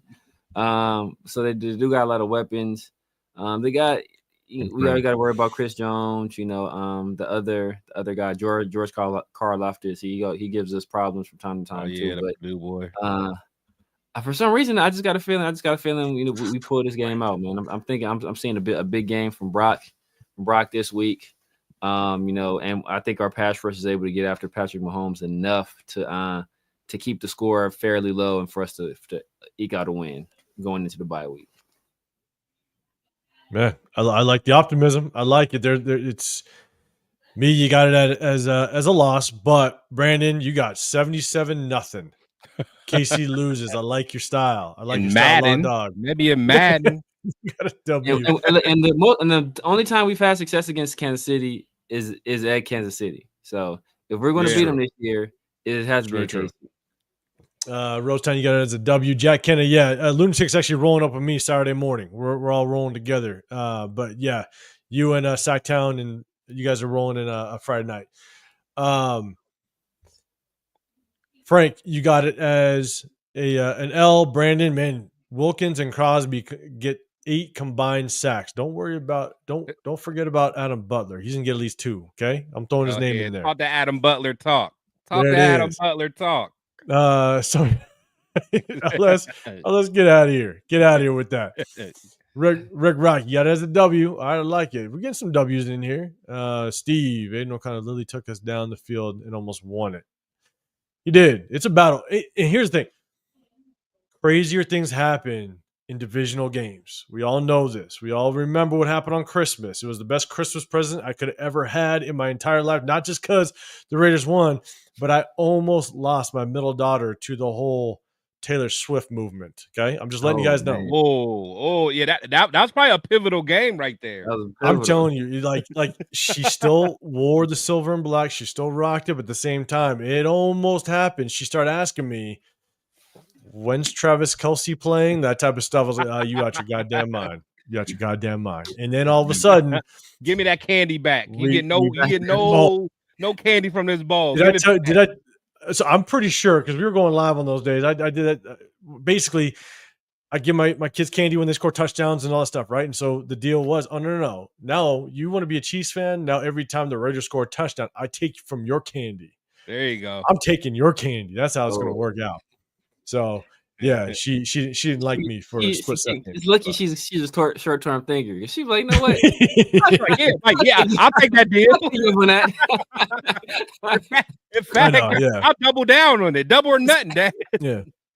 But then that still meant she didn't get no candy. So that's what it was. She can watch her sisters get all the candy and then she don't get none. But yeah, all right. Okay. So, but yeah, division rival, always a tough matchup no matter what. So Chris, man, thoughts? What's your thoughts on the KC game? Yeah, honestly, I will say I think this will be the last year in a long time that we'll get swept by the Chiefs. I just don't think we have enough. Appreciate you, man. Yet. Just because, they do have the weapons. I really like the speed that they have because it matches what their coach likes to do. It matches what Patrick Mahomes is good at doing. I just don't think we have the firepower as of yet. I think we will make it a good game because I think our front four is going to give them some problems. But yeah, the Chiefs, until we prove otherwise, I have no confidence really playing them. I don't care whether it's home or away. I know we played them a little bit better away, but yeah, until proven otherwise, I'm not comfortable with this. I got it as a L. Yeah, and a lot of people, Sacktown, you got it as a win. Marcus, you got it as a loss. Lunatic, Raiders Allegiance, I think Casey starts to regress. Window closing. You got it as a win. Kevin Lurk, you guys as a win. He said change our candy from Reese's to candy corn. I know. That's candy corn. It'll be Reese's to black licorice. That's what it'll be. Oh man. That's what it'll be. And so, but here's the thing: is I saw that Nicolas Cage, the whole John Madden thing. That's gonna be interesting. Yeah, I like Nicolas Cage. It's really hard to really judge the Chiefs, to be honest with you, because of Andy Reid. Andy Reid can continue to get this thing rolling. They got such a damn good coaching staff. It's hard to just figure out how you can consistently kind of take over them, especially given the fact that last year they won so many one-score games and it was due to injury. Like they're going to get players back. That's what I'm saying. Exactly. And that's Patrick Mahomes going to get his weapons back. Yeah. That's my whole thing. And he had terrible receiver play last year. Horrible. Now, he didn't look very good either. But the defense was what carried him. So if you get some healthy weapons back, Hollywood Brown, you got Rashid Rice. You get these guys back, man. Like Rashid Rice is something to deal with. Like that kid, possession receiver, yards after catch, man. He's difficult. So, that's gonna be an interesting one. Mike Lopez, man, appreciate the super chat. He said trade for Hendricks, pair him up with Max Crosby. I don't ever see it happening, to be honest. I mean, it's wishful thinking, to be honest. That's just my opinion because. One, he wants to get paid, but two, you're not going to pay Max Crosby. You're not going to have a high-paid interior defensive tackle and another high-paid edge rusher on the opposite side. You can't allocate enough money around to have a successful team when you spend so much money on that just on the interior, just on the defensive line. So I think, to me, I just feel like it's wishful thinking. What's your guys' thoughts on that? Yeah, I don't see it happening. We'd have to give up too much in terms of assets, and then we got to pay him a bunch of money too. It's not realistic. Yeah. So again, I agree too. I think Trey Hendricks is a dog like that. If he was on here, that'd be nasty work. Yeah. I'm the Lions, I'd do it. Right? Yeah, that's what I'm saying. Like someone that like is a piece or two away. Absolutely. All right, let's go. Shit, if I was the Redskins, I would, or the Yeah, Commanders. They still got a lot of money left, don't they? Yeah. Or they should be up there. Yeah, I don't know how much money they have. I don't know why. I mean, I know they got. I guess they got Debo and some other, but well, yeah, I know because Tunsil and Debo. Tunsil, Yeah, Debo. okay. Yeah, I about to say going into the offseason, they was like, They're I think like- they was number one. I think with No, the funds. Patriots are number one, but they were like They were the like number yeah, one. they was up there though. It was up there. There's like 4. I think they might have been right behind us. Yeah, because it was. I just remember seeing them because it was like all like kind of bad teams, and then you It just was see them. them. You're like, bro, they were just in the playoffs. Like, what do you mean they got all this money? Exactly. So I guess I would say let's do this, right? Because I'm gonna get back to Mike Lopez and God Family saying I'm sending Henry Reid Uber Eats before the game. All of us will, those man. nuggies. All of us will. I'm with you. Mike Lopez, you say trade Tyree and allocate that money. Man, to be honest, nobody taking. Never mind. let me ask you though: would you? I trade Henry. He's a dog, but what if Malcolm Kuntz, the first 8 weeks in this season, actually does what Malcolm Kuntz did the last 8 games that we saw him? Yes. Would you want to extend Malcolm Kuntz if he's balling? I do. Yeah. Like, and he's younger. That's a question to be had, right? I mean, you want to allocate money somewhere. If Malcolm Kuntz is anything what he was in 2023 before the injury, that's a bad man. Bad man. You know what I'm saying? And so if I were to do that, I probably would extend Malcolm Kuntz. But again, then that's putting another two high-paid edge rushers and a high-paid Christian Wilkins. You got to walk from one of them, to be honest with you. That's just it's a business at a certain point. So, all right, let's go. We got Casey. We got the bye. Now we got the Jags. I know some people jumped the gun with the Jags, but we got the bye week. What's interesting is we like to look at bye weeks. We like to look at, someone coming off a bye. You have a short week, long week. You have time to prepare. Both of us are coming off a bye, so we're going to be fresh as all hell. Jazz got a bye week before this. We got a bye week. We're coming in fresh as hell. Chat, let me know. Do you think we win or lose against the Jags? I'm going to say straight up, we better beat the Jags. I'm going to say that straight up. But, Chris, I'll throw it to you first this time. What's your thoughts on the Jags game?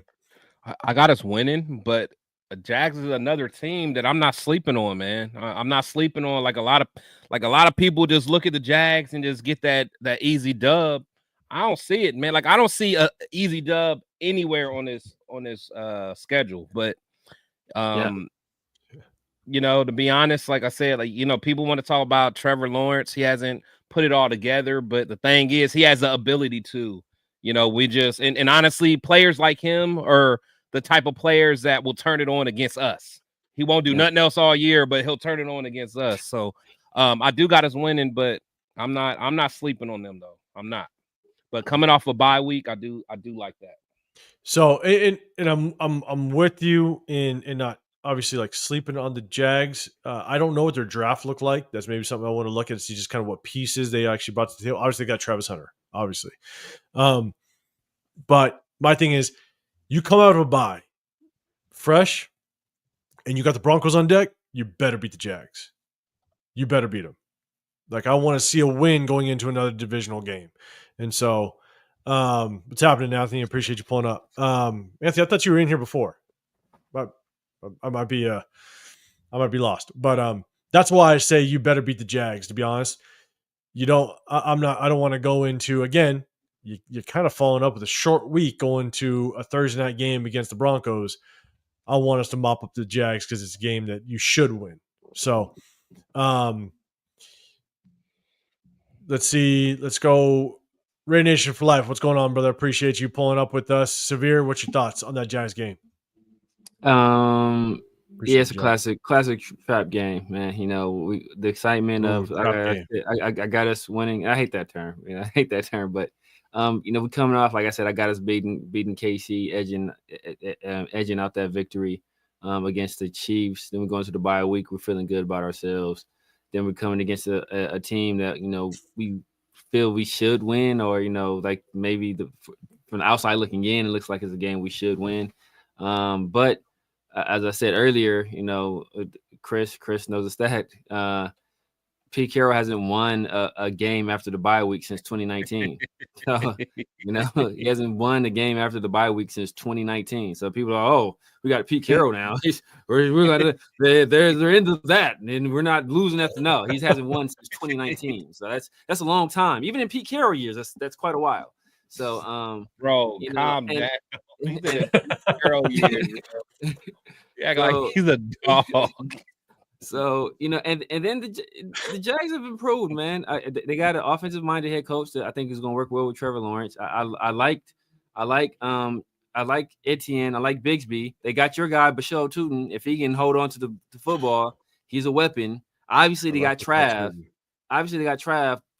Playing both sides of the ball. If you want to just play him at wide receiver, he's a problem right there. They already got Brian Thomas, who was the second best rookie receiver behind only Malik Neighbors, the third best rookie pass catcher behind only Bowers and Neighbors. So he's a problem in and of itself right there. So it's some problems over there, and they can cause some issues. Defensively, Trevon Walker, he's been improving. They got Josh Allen Hines. He's not, it doesn't scare me that much. That's my dog. That's my dog. I think they got Arik Armstead. I think they got Arik Armstead, right? Did he retire? No, he's still there, right? Arik Armstead. I think he's still there. Yeah, Arik Armstead. I want to say so. Their secondary is, they're gonna probably have Trav at corner too. So secondary really doesn't scare me that much. So this is gonna be a chance for our offense to kind of get off, hopefully. But I got us winning, but we gonna. No, man. I got us losing. I think we're gonna lose. You got us losing that one. We're gonna lose. We're gonna lose, man. Guys, losing that one. And Anthony, man, at the end, man, I'll give it to you like real quick. I just think I'm around 8 wins, barring any injury. I'm around 8 wins. That's to me. I feel like that's a decent projection. Severe. What do you have an overall projection? Server. I got us like 7. I got a 7, 8. That same range.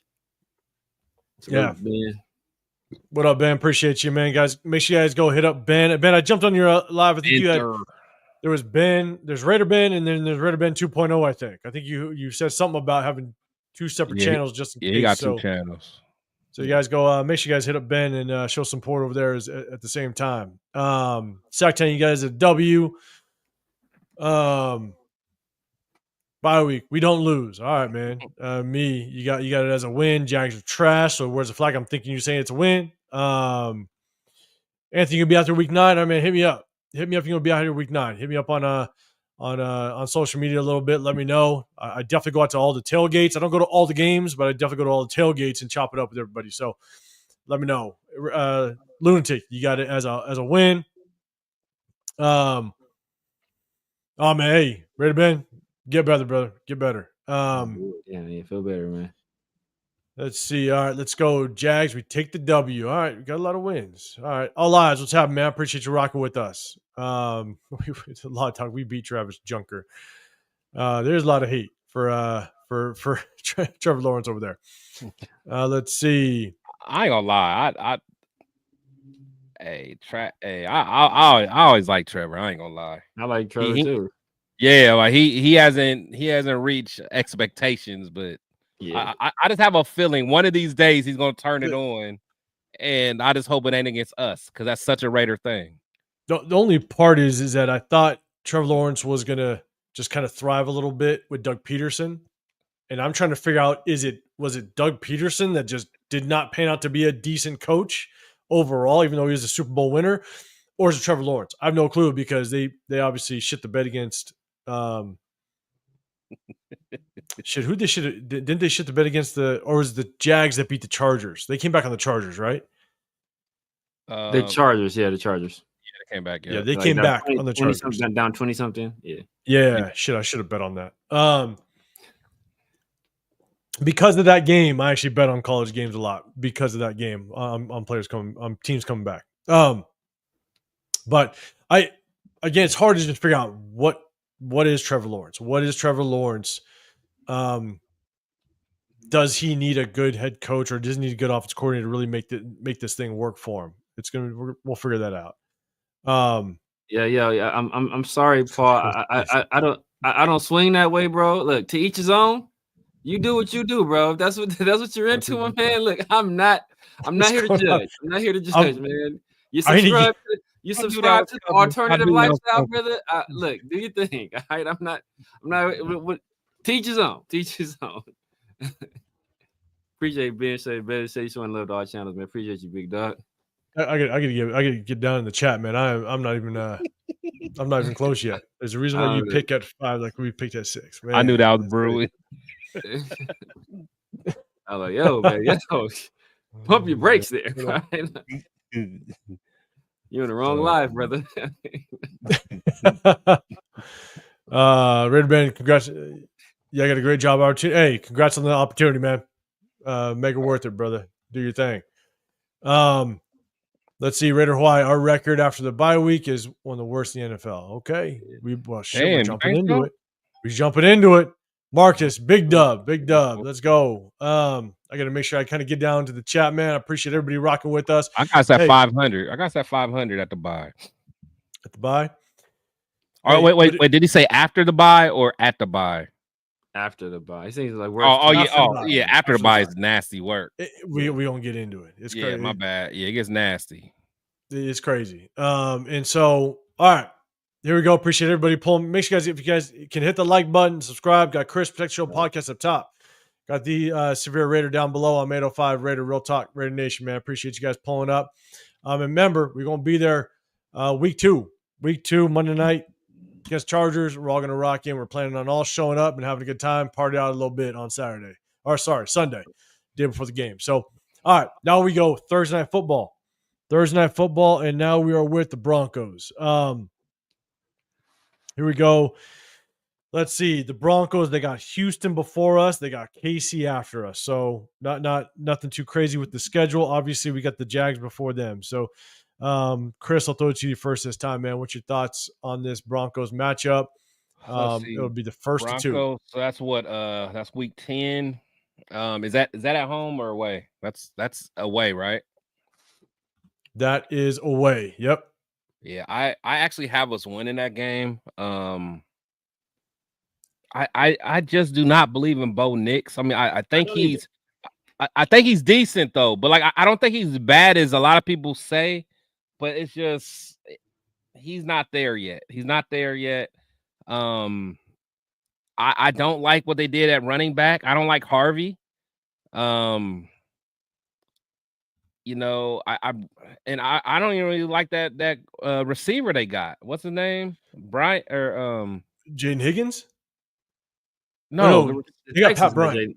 I'm not. I don't really like him all like that. You know, and I know they still got they got Sutton and they got Bailey, whatever. Now he I like him too. He's cool. Yeah, but besides that, I don't know, man. I don't know, man. They're fool's gold to me, man. They're fool's gold. I'm not too worried about them. Gold, Broncos. I have us winning this game. Paul in the building. Real quick, let me go to the. Let me see. I think I started. Raider Ben, you said that you're going to be here for the Cowboys game. I think a lot of people are coming out here for the Cowboys game, man. And so, yeah, let me know. I'm going to come out. I'm going to try to go to that game. I may or may not be able to attend it, but I'm definitely going to be out there kind of partying and chilling out with everybody. So hit me up. Maybe we can link up and say what's up.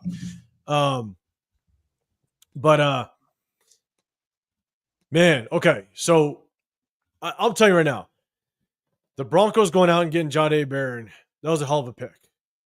Yeah. And then they also picked up another corner, right? They got somebody opposite of Surtain. They got they got the white dude. No, they picked up what you call it. They picked up old boy from San Fran, Hafunga. Oh, okay, that's right. That's what I was talking about. So He they was picked up safety though, Hufanga to right? shore up. Safety, yeah. Yeah, sorry, I thought it was another corner. So they picked And up then Hufanga, and then they and picked up Dre the Greenlaw. linebacker from the Niners. Greenlaw. Dre Yeah, Greenlaw. They picked up Greenlaw. Two of the most Greenlaw, injured players but from the Niners. yeah, I think he's already hurt. Yeah. So here's my thing.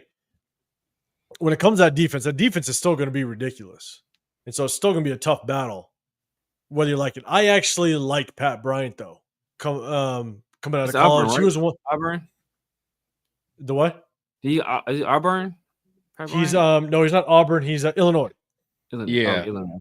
Yeah, So he's Illinois, but he was one of those guys though. Remember, because when we were talking about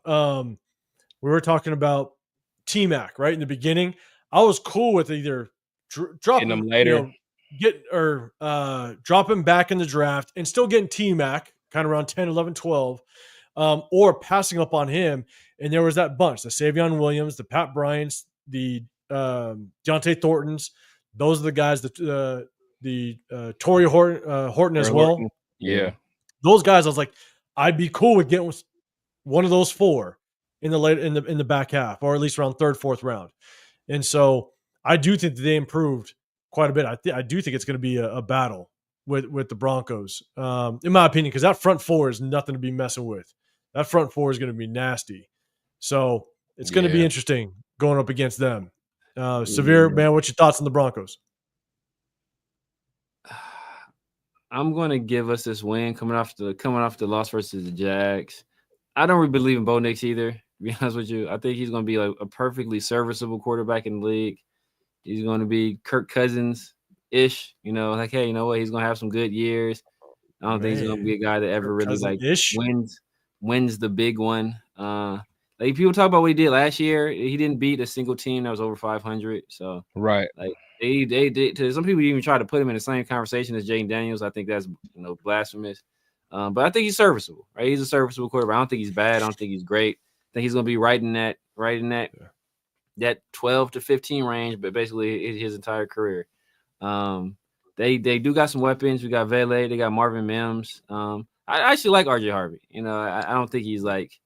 I know he wasn't in my upper echelon of backs, but I think he's a guy that can be effective, especially with what the Broncos are going to the scheme they're going to be running. So I got us winning, but I think it's going to take a big game from Brock because those corners are going to be tough. Those corners are going to be tough. Yeah, I mean, shit, that defense honestly is going to be tough. And yeah, Raider Bennett, Greenlaw already done for the season. They got him, and his ass just pulled something, just running on the practice field. That's shitty work though, man. That sucks, but it is what it is. But here's the thing: is I'm with you. I mean, Severe, man. We did the draft last year. And I know we kind of went back and forth a little bit. I was high on Bo Nix. I was cool with him. And look, I agree with you. As much as he had a decent season, that defense carried that team a lot. So as much as I was high on Bo Nix, I do think Bo Nix is going to be a successful quarterback. It remains to be seen just how successful he will be. That defense carried a lot of it. But I do think as a rookie, he showed enough to where you could definitely grow and grow on what he showed that rookie season. And we'll see kind of what he has. But at the end of the day, division rival, hopefully we smack him in the ass. And I was completely wrong in my projection of Bo Nix last year. So Broncos done. Now we follow up. Shit, that's a Monday night game, right? Against the Cowboys. There's a shit ton of people going. Raider Ben, I think you said you're rocking there. If you guys go into that game, let us know because I'm definitely going to come out again. I may not go to the game, but I'm definitely going to show up and chill out with Raider Nation while you guys are out there. And so let's talk about the Cowboys. I got some notes on that one, which it is kind of interesting. And so let's see. The Cowboys. Okay. So we got Broncos on a Thursday night game, which gives us a couple extra days of preparation, right? Yeah. Which is great. Cool. And then on Monday, that's a Monday night game right there. So that's that's an extra day right there in and of itself. Yeah. So well, guess what? Guess what? It don't matter because the Cowboys have a bye the week before. Oh, so the Cowboys got a bye the week before. Damn. So they got 2 weeks. All week. Yeah. They got 2 weeks to basically prepare for our ass. and they're coming into Allegiant Stadium. And so, as much as we thought it was cool as shit that we have a Thursday night game, we got a couple more days to prepare. They got an extra week to prepare for us. So that kind of that without question, not just evens the playing field, but it's going to be a battle. So chat, let us know. Do you think we're going to win or lose the Cowboy game? I hope to hell we smack the piss at the Cowboys, because I got a bunch of guys that I coached with in Texas. Man, they're fans. Oh, there's two guys. Your paws on them. There's two guys that I coached with in Texas for the 6 years I lived there. I coached with guys in Texas, man, and every time we face, it doesn't matter if it's a preseason game, we go at it with text messages going back and forth. So we better beat the piss out of some Cowboys. So chat, let me know, win or loss against the Cowboys. Severe, I'll throw it to you first, man. What's your thoughts on the Cowboys? It's no single team in the NFL, not one. Not any of them, not the Chargers, not the Chiefs, not the Patriots. There's not one team I hate more than the Cowboys. I hate them with the very essence of me. I hate them with every fiber of my being. So we got to win that game. It's going to be tough. They CeeDee Lamb and now George Pickens. Hopefully at some point they get into altercation. They're both suspended. That's the dream scenario. But it's going to be tough. I got us winning. I'm going to say we're going to win. No logical reason I'm going to say we're going to win. I just cannot pick the Cowboys to beat us. I cannot do it. I'm with you. Chris, man, thoughts on the Cowboys game? I hate being the Debbie Downer. I hate the Cowboys as well, specifically the fans. Like, I don't really care either way about the team, really, but it's the fans. I cannot stand the Cowboy fans for sure. I don't feel good about that game. I really don't. The thing that made me, a little optimistic was because we had the extra time because of Thursday, and then not playing until that following Monday. But knowing that they're coming off a bye week, that just negates that whole thing. So I don't know, man. I could see them giving us some problems. I got us losing. I got us them breaking our 2-game win streak, and never forgive you for this, Chris. I would never forgive you. No, trust me. I don't want to say it. Trust me. And I'll be honest, man, that was actually crazy work. Just the whole head coaching saga that went on over there with Dallas, right? Oh yeah. Mike McCarthy was supposed to be there, but then he was ousted, and they were thinking, I think wasn't there the rumors that they're going to bring on the former offensive coordinator. Kellen Moore. Yeah, Kellen Moore. He was with the Eagles, and they were thinking that there was just so much talk about other names, and then they announced Brian Schottenheimer. Yeah, like I knew the Cowboys was on some trash when they had Eddie George on the list. Oh yeah, they had Eddie George on the list. They had Eddie George interviewed for the job, bro. Did he really? It's almost like they didn't want to hire Brian Schottenheimer. Like they right. It was just wild. And then I don't know if you guys, I think I told y'all when it happened, but I don't know if y'all ever spun the block and saw the video of Michael Irvin after they announced Schottenheimer as a coach. He was pissed. He was pissed. Hooked them. I was like, yeah, bro. Oh man. He was pissed. Dick's in the building. What's up, man? So, and that's my thing is Eberflus actually is a good defensive coordinator. He was a good DC back in the day, but yeah, Schottenheimer. I mean, elevating him as a head coach was crazy work. I have no clue. I mean, it's the Cowboys being the Cowboys.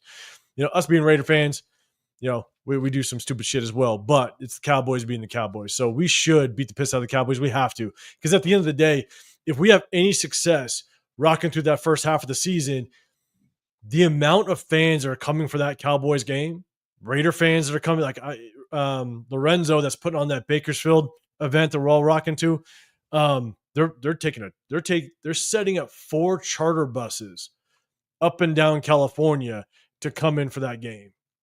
The amount of Raider fans that are coming into that game is going to be ridiculous. And if we shit the bed that game, you're going to have a lot of pissed off Raider fans. So Raider way, man, you're saying a W on that one. Let's see why Severe hates the Cowboys so much. It's because it's the Cowboys. But Severe, you want to elaborate on that a little bit? Oh man, because I live in Los Angeles, and every black person over the age of 52 is a Cowboys fan, and they're the most obnoxious fans in the world about it. Like they're Talk just about them extremely old ass obnoxious. rings. Yeah, man, obnoxious, It- man. Like I know, like people in the Bay have to deal with like San Francisco. I have to deal with 49er fans. I got to deal with them somewhat down here, but not as much. But yeah, man, like it's Myra. similar to what the people in the Bay deal with in terms of San Francisco. Yeah, and living in Southern Ventura County area, you got Oxnard, California, and you get a bunch of you got a bunch of people in Oxnard, California that they rock nothing but the Cowboys for different reasons. I'm not going to mention those reasons, but it's nothing but Cowboys jerseys, jackets, the whole nine, walking around that Oxnard area. So yeah, I Yeah, lived the around training it my camp, entire yeah, right? life.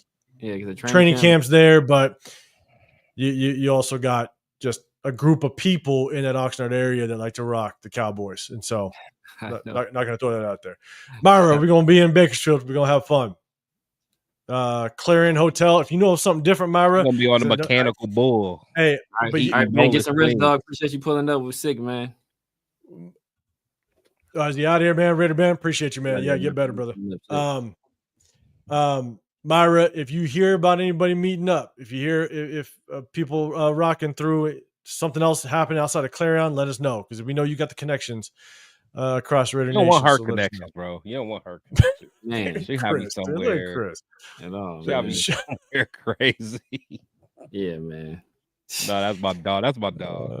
Lunatic Cowboy should have hired Shannon Sharp. God damn it. Just oh damn. One of my lights went out. I'm about to figure that out real quick. All right. I'm gonna do this. All right, you guys, we got the Cowboys. I'm gonna fix my light real quick. Cowboys. All right. And let's talk about Cleveland. And do I got notes on Cleveland? Let's see. We're off of a short week, which sucks. But Cleveland, they're playing Baltimore at home, and then they got us. And I think it's a home game, and then they travel and they're playing the 49ers. So nothing too crazy, but we got a short week, which sucks.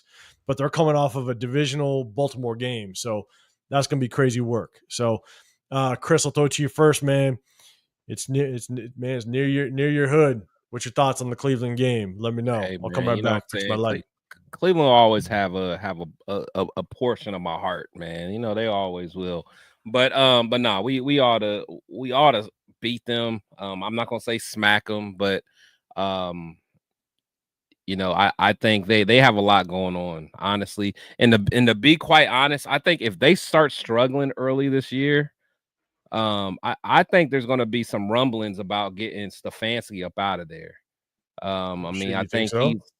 I do, man, because I think you know, he started off kind of good, and I know he was coach of the year a couple times, but yeah. I think some of the fans are starting to kind of grow old of some of the excuses because honestly, their GM been getting some talent there, so they just have been underperforming. But long story short, you know, I think we should be able to handle them pretty well. You know, they got a lot of new pieces, you know, people that have been a staple in their team, you know, like a Nick Chubb, he's not there anymore. You know, I really don't believe in their receiving core. I mean, they got Jerry Jeudy. He kind of had a resurgence a little bit last year, but I don't think he's a true number one. You know, so I got us winning.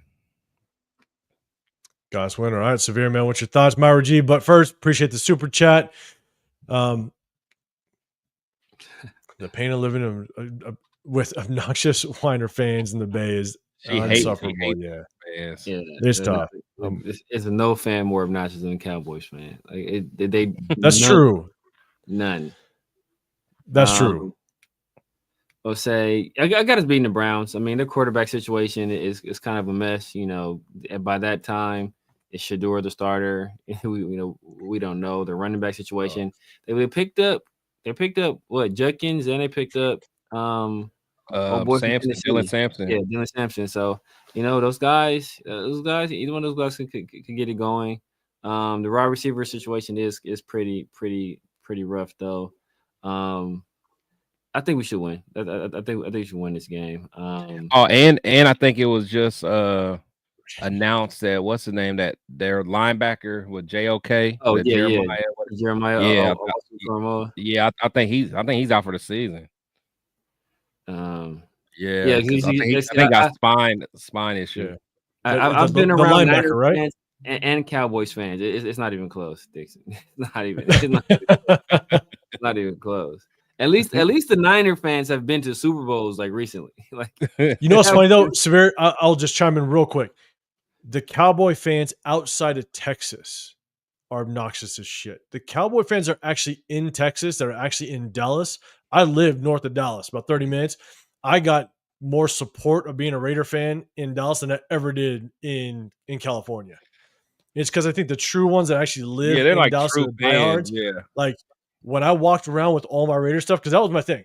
When I showed up in the Dallas area, I rocked out all my Raider stuff 24/7, and I got more high fives in the 6 years that I did in Texas than I did in my 20 plus years living in 30 plus years living in California. So I'm just saying, outside of Texas, yeah, I think they're obnoxious as all hell. But in Texas, I think they understand the dedication when they see the silver and black. So, and my bad. Keep going. Another reason for that Browns game is that, they're going to be coming off a game, I think you said, against Baltimore. Like, that's going to be a very physical game. So I think we'll be able, even though it's a short week for us, like they'll be more banged up coming off of that Baltimore game than we will coming off that Cowboys game. So I think we should win that one. Yeah, and it's tough because we are coming off of a short week, which sucks. So it's one thing to take into consideration. But again, based on our schedule, we got to win the games we're supposed to win. Point blank, period. Exactly. You know what I'm saying? And so next up, now let's jump to the Chargers. Guys, let me know win-loss against the Chargers. This one's interesting. Okay. And so we're coming off of a game against the Browns. All right. But it is our home away from home. We're going to SoFi, so it's still basically a home game. Depending, the two Charger fans might come out if we do, if they do beat us week 2. But the Chargers are coming off of a bye, and they're at home before that. So they're basically sitting at home. They're coming off of a bye, and then they actually have, when they play us, they don't play till Monday night the following week against the Eagles. So they do have a big game against the Eagles, but they're coming off of a bye against coming to play us. So, and they're at home the week before. So they're back-to-back home games and coming off of a bye. So they got plenty of rest coming to play us. That's going to be interesting. So, Severe, what's your thoughts on the Chargers game? And chat, let us know win-loss against the Chargers, the second run against the Chargers. Hate the Chargers, but I think we get them. I think we get them in Vegas. We have not had fans, and have not had success playing in front of fans at SoFi. I don't think we've won a game when fans have been able to go to a game at SoFi, whether it be against the Chargers or against the Rams. So I'm gonna say we take I don't think so either. Yeah, I'm gonna say we take an L this game. That's a tough one, man, because I'm. It's going to be an absolute battle week 2, and you'd hope we'd obviously win both of them. But if you split 50-50, if we lose week 2, which we very well could, because again, you got Herbert, second year in Harbaugh's system. They've done a really good job 2 years in a row, kind of beefing up that offensive line, getting that running game going. We still got some kinks to work out on our defensive side. If we lose week 2, man, I hope we pull out that second stint November 30th, week 13. So I'm hoping it's a win. I'm hoping it's a win week 13. Again, since it's going to be a massive battle week 2, and we may not pull that one off, I'm hoping it's a win week 13. So, Chris, man, what's your thoughts on that one? I ain't gonna lie, man.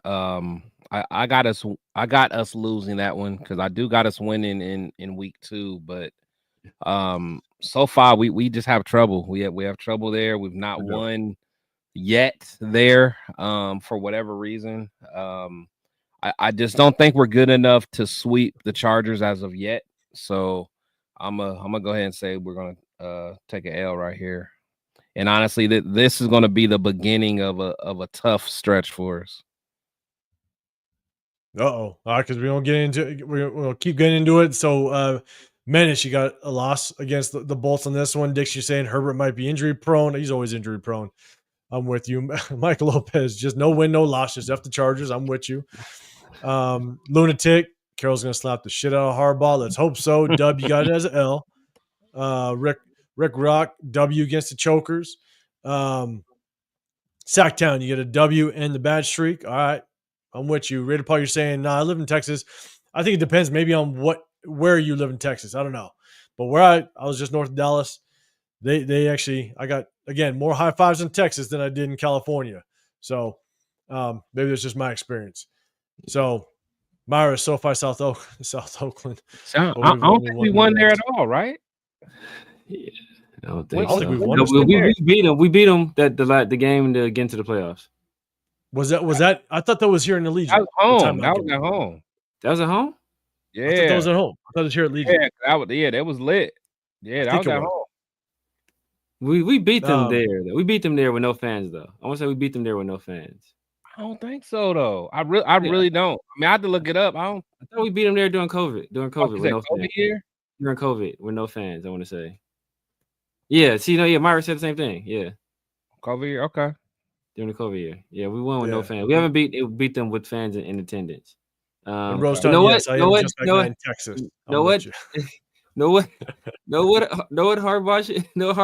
Harbaugh might do just to be petty? It's just to be like supreme pettiness. If they're winning the game and they get Justin Herbert up out of there and they run like a bootleg with Trey Lance towards Tyree. Oh God. With Trey Lance, like that would be supreme pettiness. Then just repeat of the preseason game. Exactly. That's what it'll be. Repeat the. I swear, when I saw that, I said, "Get rid of the goddamn guy." Like I was so pissed. I was done at that point. Yeah, I think it'll be a tough game. It's gonna be a close game though. It was gonna be a close game. I was already done with them. I was so done. Yeah, you were. I was. It was shameless plug, but it was probably the best video that I had real early in my YouTube days, early 2023 when I jumped on. I think it was week 3 of the season. I had to jump on and just be like, okay, I'm seeing signs of bust with Tyree. I hate saying it. I hate saying the word, but it was week 3. And it was I want to say it was maybe my 5th video since starting this whole YouTube channel. You did like 1,000-something views on that video. Look. That was the first video I saw from you. Oh, really? Because I was like, I knew that there was massive concerns when we drafted him. He wasn't even on my radar because we had Chandler Jones, so I didn't think we were going to draft him. But when we did, I went back and watched the film, and I was like, holy shit. Like this kid does not look good. I have too many concerns with this kid just based on this game film. And then when it was week 3, week 4 into the season, I was like, damn, I got to post a video on this. I have to. It's because you never saw any progression. That was my thing. And that's one thing I like. That's one thing I loved about Malcolm Kuntz. Even his rookie year is like you still saw little progression. And I just Malcolm Kuntz just got in the doghouse for what, because honestly I think early on he just I think Gruden didn't necessarily like him or whatever reason he got in the doghouse. But at least I saw some growth out of him. I see no growth out of Tyree, none. And that weak little bull rush pisses me off so much. Like, it pisses me off, man. He has nothing after that. Nothing. And here's the thing: is you saw it at Texas Tech. You saw it in college. And when I was looking at his game film when we drafted him, I'm sitting there going, "Holy shit!" Straight arm. I got he is. Arm. That's it. He's a highlight hero. That's what he is. Because when he played at Texas Tech, he had one move, which is the bull rush, but all of his highlights was him basically like 90% of his highlights is him unblocked because he played in the division. The offensive linemen weren't big enough to handle him. He was a man amongst boys at Texas Tech in that division. And so what the offenses did was they ran RPOs off of him. He was the read. Based off of him, he was the read. So they let him unblocked. Exactly. And there's a lot of times where the quarterback didn't make the right read, and Right. Tyree Wilson And just then ran him down. he looks spectacular He looked because he's amazing. unblocked and he's right there. Yeah. Exactly. So it's like, Tyree that was what I been hated. unblocked since college is what you're saying. Even though Yeah, and when I'm watching him, I'm sitting there going, and again, this is me sitting literally. I remember I was in my backyard, I was on my TV, I was watching. I started watching the game, I'm like, holy shit, this kid just does not look like he's going to last in the NFL. He's got no second move. He's got a bull rush. That's it. Yeah. I was pissed. And so when I jumped to this YouTube thing, 3 weeks later, I was like, damn it, I got to put a video of what I was thinking when we drafted him. And so, yeah, that's what I did. I think the thumbnail had drug test because that was the week he got his first sack, and they drug tested him after his first sack. And I was like, and so, yeah, so on and so forth, whatever. So, all right. So, shit, what game are we on? We're on the Chargers. Eagles. Oh, not Broncos. It would be the Broncos. Yeah. We're on the Broncos. Okay. Yeah. Sorry, chat. We derailed for a second. My bad. Yes, Steven, that was the birth of my channel. Talking shit about Tyree Wilson. Okay. Gift that keeps on giving. Shit. So we talked about the Chargers, right? And then now we go back to the Broncos. So here's the only thing is we're coming off of a battle against the Chargers. And now the Broncos have back-to-back away games, and we are the second away game. So it's going to be back-to-back away games for them. So it's going to be a little bit tough, and it's going to be at home. So, Chris, I'll talk to you first this time. The first time that we go up against the Broncos, it's a Thursday night game. It's definitely going to be a battle, but what's your thoughts on the second run at the Broncos December 7th? Yeah, so week 14, I actually have us losing that game. Again, I have us splitting with the Broncos. Appreciate it, Derek. I just don't think we're good enough to really sweep anyone. I don't think we're good enough to really sweep anyone as of yet in our division. Again, I'm not a believer in Denver. I'm not a believer in Bo Nix. But I just feel that they'll pull this one out, and we'll just be 1-1 with them, and this will be our second loss in a row. Second loss in the road to the Broncos? Yeah. Got it. All right, man. Bold statement again. You'd hope we go 50-50. But it's gonna be a tough battle with the Broncos. Yeah, no. We'll go 50-50 with them. I'm saying second loss in a row because I think we're gonna lose to the Chargers the week before. So gotcha. Yeah, but yeah, we'll split with Denver though. And then chat, let us know what you think. Steve, you're jumping ahead, beating the Eagles, but I'll remember it. I got you. Let's see, Severe Man, what's your thoughts on the Broncos? Yeah, I'm on the same mindset of Chris. I don't think we're good enough to sweep any team in this division. No, any team. Let me add this caveat. I don't think we're good enough to sweep any team that's trying to win.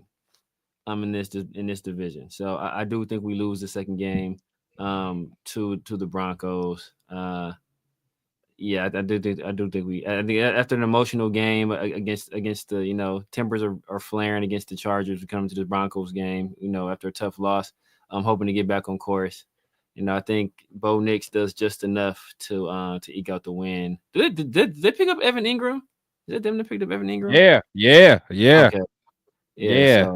So yeah, I think they do Sean just Payton enough. type of tight end too. That's a Jimmy Graham.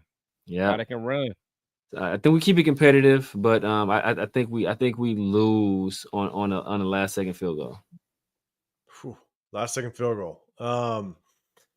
Sacktown, man. Hey, make sure when you're at the event, man, if you can, with you and Jack and Blue and all them, spread the word about the Clarion Hotel afterwards, man. We're gonna do a big meetup. I know you know about it, but feel free, spread the word at the event when you're there, man. It's gonna be good to link up with you. Menace, you're saying beat the Dockies second time around. You're gonna get that dub. Mike Lopez, you're saying if we have Trey and Mad Max on our edge, what record do you guys give us? I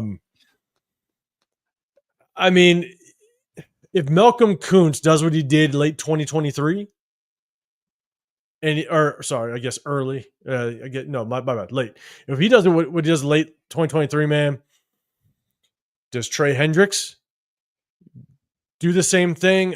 To me, I'm like, it's a matter of, I don't know, maybe we get 2 more wins, to be dead honest with you. So I have it set 8. Maybe we get 2 more wins out of it. That's hard to I'll be honest, it's hard to determine. It's hard to tell. Yeah. Because if Malcolm Kuntz brings back late 2023 Malcolm Kuntz, man, he's going to do work. So I don't know if that's much of an upgrade. I know you made a comment before that's he's unproven. We don't know. Without question, I agree with you. It's question mark. But if we just base it off of what Malcolm Kuntz did late 2023, I don't think there's much of a difference. I think he's going to ball out just as well as Trey Hendrickson, and we're going to be all right. So that's just my take on it. Steve, you're saying Surtain did shut down Brock. He did. Injuries will help us with Hufanga and linebacker room they have. But did he really shut him down? I just think it was bad quarterback play. You know what I'm saying? Like we threw that pick 6 right to Surtain. It's not even like he had to do anything. In fact, if I remember right, that pick 6 wasn't someone else open. Yeah, if I remember right. Yeah, someone I think passed him deeper in the end zone. Well, wasn't Bowers open? But it was like a bad throw. Bowers was open. It was a bad throw. Yeah, I was about to say I thought Bowers was open. He just threw it bad, and then it was like a pick 6. But yeah, but the second, the second pick was a throw to Bowers too. And he forced it. He forced it. That's what Pat Surtain in coverage, and he low key had him in clamps on that one. And you got one thing you got to remember, right? And I forget if it was the second stint or I think it was the second stint, right? We played against the Broncos, and all of a sudden everybody said Brock Bowers disappeared. Yeah, I don't think he ever disappeared. But remember, we broke down the game film, and it wasn't that Brock Bowers disappeared. He was actually open. It was that Minshew wasn't looking at him, or there was times where he looked at him and just never pulled the trigger. Exactly. So he was open. It wasn't that Patrick Surtain consistently throughout the game shut him down. That's what I'm saying. Right. I mean, do you remember the one play? I remember.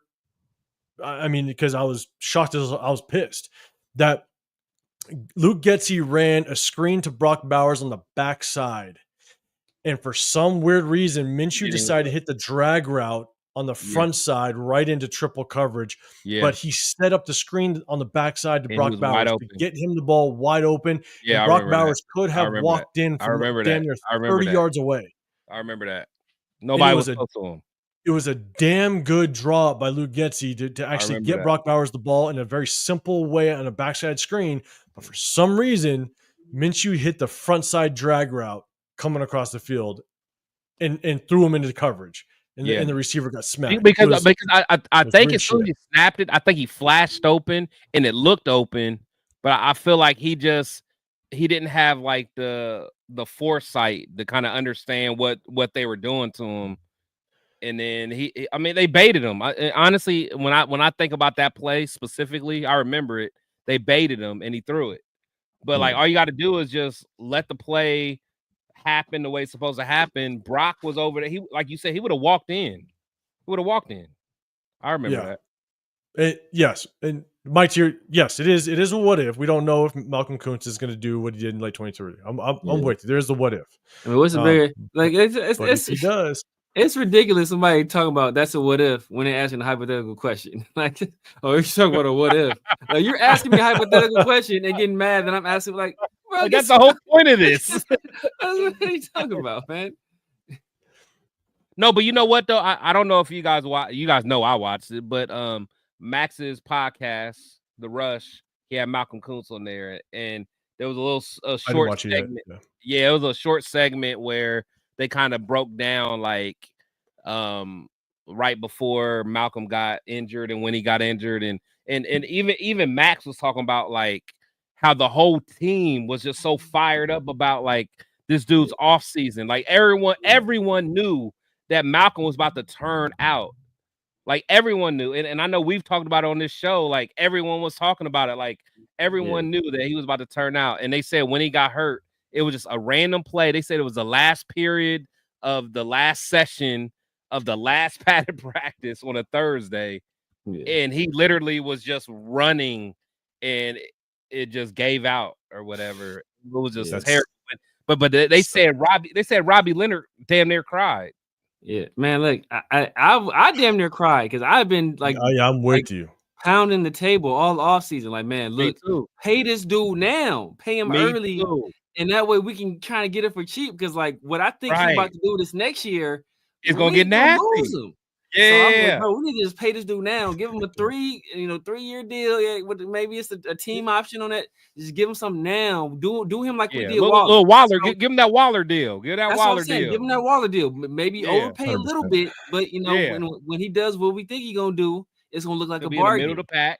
And then of course he got hurt, and everybody's like, "Oh, I'm glad we didn't pay him." It's a good thing. They was looking at us like we crazy. Yeah, like whatever, man. That was just a freak, bro. That was a freak. Yeah. So I mean, and let's see, Coach, you're saying, and Coach, you said you think that the Broncos defense is overhyped. I remember when they started talking up the Broncos D. Was honestly, I ain't gonna lie, the Broncos had a good defense. Damn it. No, pause, bro. If the Broncos had a good defense for God knows. See, whenever I say something, but they had a good defense for a minute because they had Devon Miller. They had to know whatever, man. Next, go ahead, bro. I can't even. Von Miller. It ain't Von Miller. Hey, whenever the adults want to, whenever the adults want to talk, man, just let me know, man. I can't. I wasn't gonna say nothing, bro. I wasn't gonna press you. I'd already cooked. Hey, Dixon, you see how they do me, Dixon? I already moved on from it. I moved on from it real quick. For today. That was I'm done. I'm out, bro. I'm out. I ain't gonna say that. Cook for today. I'm good. Talking to all these children, man. I think I'm talking to grown men, man. I can't even say what I want to say. I hope you're not talking to children. Here we go. See what I'm saying? You were predicting R. Kelly real quick, didn't you? I know. God damn it. See, they go LS. I knew LS was about to say so. I know. I'm sorry. I got to get down to the bottom of the chat for this one. Not coach in here. I'm out, man. I'm out, bro. Even coach, even coach getting on me. I was the most conservative guy in here, man. I was trying to get the coaches that question. All right, that's you got a grown man drinking from a straw, clowning you. That's right. No recovery. He drinking Jamba Juice, clowning me, man. Drinking the Jamba Juice. Oh, damn. Oh man, and Derek, man, I appreciate you. Hey, man, this was always supposed to be an hour show. It was, man. Chris, you know how this is how it always works, Chris. Let's get this knocked out. Yeah. Let's move to the Eagles. Loss next. I know. We ain't gotta say nothing else. This ain't nothing else. We gonna know. We gonna see we picked the wrong player. That's what's next. Oh man, Broncos fan in the building. What's happening, man? Yeah. Look at this. 3 outs. All right. I'm with you. Oh, this is too much, man. Are we supposed to get through this whole schedule? Is that what we're supposed to do? Well, yeah. As long as LS don't be making comments, man. Go next comment, please. Next comment, please. All right, there we go. Raider Paul, what's happening? Oh, Jesus Christ. This is good stuff, man. We need to just clip the shorts on this one. Tyree versus Jalen Carter. No, that's not even. It's like that's like Michael Jordan versus Luke Longley. Exactly. Jesus Christ. Hey, all right, guys. Hey, yeah, not even. Can we? I mean, shit. Now we're at the Eagles. Okay. Now we're at the Eagles. Okay. Chat. Let us know. Yeah, win or loss. Here's the thing, right? We talked about it before. They are coming off of a short week. They play Monday Night Football against the Giants the week before. It don't matter, man. Lost. We're going December 14th in the winter to the East Coast to the Eagles. That's going to be tough work. I wanted to go to the Eagles game. I was just hoping it wasn't during the winter. Yeah, because them fans are so disrespectful. They're going to be throwing snowballs at me. Yeah. And I ain't having that, bro. because I'm a smuggle some contraband in there, and I'm gonna get at somebody. So just leave me alone, and I'm not going to that game. I'm watching at home. And watch at home too. Yeah. But I do want to go to an Eagles game. But if I get hit in the head with a snowball, y'all gonna see me on the news. So unless I'm not putting up that comment. What LSA? That's what I'm saying, bro. Hey, I'm taking his moderator status away, bro. He doing shit. It be your own people, man. It be your own people. It is your own people, man. I think he's on your channel. That's what it is. It be your dogs, man. That's cool. Man, LS, man. Hey, if you can make it to a game this year, try to make it to the week 2 Chargers, man. It'll be good. He's over the pond, though. He's over the pond. Oh, that's right. Oh, that's right. You Australia, man. He's over the pond. That's right. I keep forgetting. Lost the birds, Rick Rock. Yeah, man. Raider Night, what's happening, man? I appreciate you rocking, pulling up with us, man. You missed a very interesting show. It was only supposed to be an hour. It's getting real out here. It's been 2.5. It's been 2.5. It's a story of Judas. We're doing the story of Judas right now. That's what we're talking about. Oh shit! This is crazy work. Yeah, man. Man, let us know, LS, if you make it. Yeah. Hey, whatever. Hey, LS, whatever make it through, I'm there. 100%. Mike Lowe. Okay, man. Mike Lopez, appreciate super chat. You try. Oh, he's still talking about Trey. You on it, man. Hey, look. Let's just do this. Wait. Oh, okay, never mind. Okay, so I ain't mad at that. JPP, and yeah. No, them 3. Okay, I got you. I'm mad at that. But if it's them 3, that's nasty work, 100%. Yeah. But I was thinking about you saying like paying Trey Hendricks, but then Kuhn's gone, or But I'm with you. If you're trying to pair them up, it would be crazy work. So I'm with you on that. I still stand on it. It's tough, man, to pay Max and Christian Wilkins and Trey Hendrickson. Like, in theory, to me, I just don't see it happening. I think it's wishful thinking. But it would have to be a 1-year thing. It would have to be literally like we're going to this. We're fighting for the Super Bowl this year, type of thing. To Severe's point, Detroit, it's the final piece you need. Go get them. Yeah. It's like getting a running back. Final piece you need. Go get them. Kind of like the Rams when they went and got Vaughn. They're like, you know what? We got Aaron Donald, we got Jalen Ramsey, Vaughn. Let's go, and we rocking. Yeah, like that. So I'm with you. I'm with you in that theory, Mike. I'm with you. And so, or that example. So, damn. Okay. So Eagles, it's gonna be a tough game. Most likely a loss. We're gonna move on. We got to get through the schedule. Jesus Christ, man. This is this is only supposed to be an hour show. It was only supposed to be an hour. I wasn't supposed to drink as much. No, Steve, Trey Henderson. It's not random. Mike, he asked that question a while ago. It's a 2.5 hour show. I think he probably asked that question like an hour and a half ago, and he's just trying to make his point. Which I'm with him on it. I'm with him with that example. And so, Eagles tough. Let's work on to Houston. Okay, so this is what is interesting about this game. It's in Houston. I think there was a comment about someone's going to the Houston game. Let me know in the comment again if you're going to be in the Houston game. Yeah, I want to go. It's very close to Christmas, though. But you may go, Severe.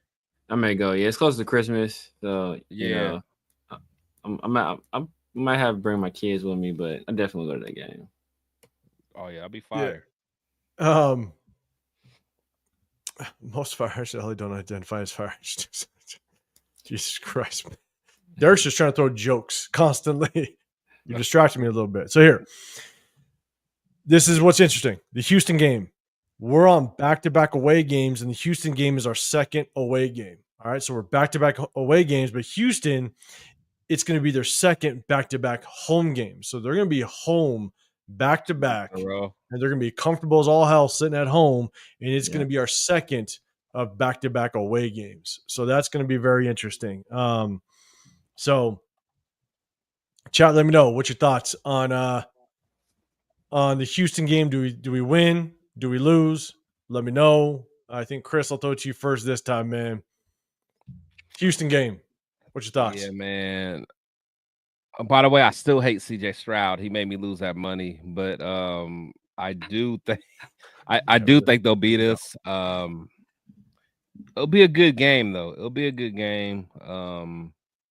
But go traveling. I mean, it's not too far, but I just do have us losing, honestly. And to me, that's a 4-game losing streak, and a lot of you simpletons are going to be once again calling for Pete Carroll's head.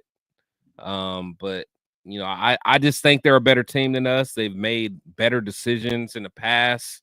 Some of the guys that they done drafted, they're going to have a 1 year or 2 year development. I'm not tripping. We're going to lose to the better team. So that's where I'm at.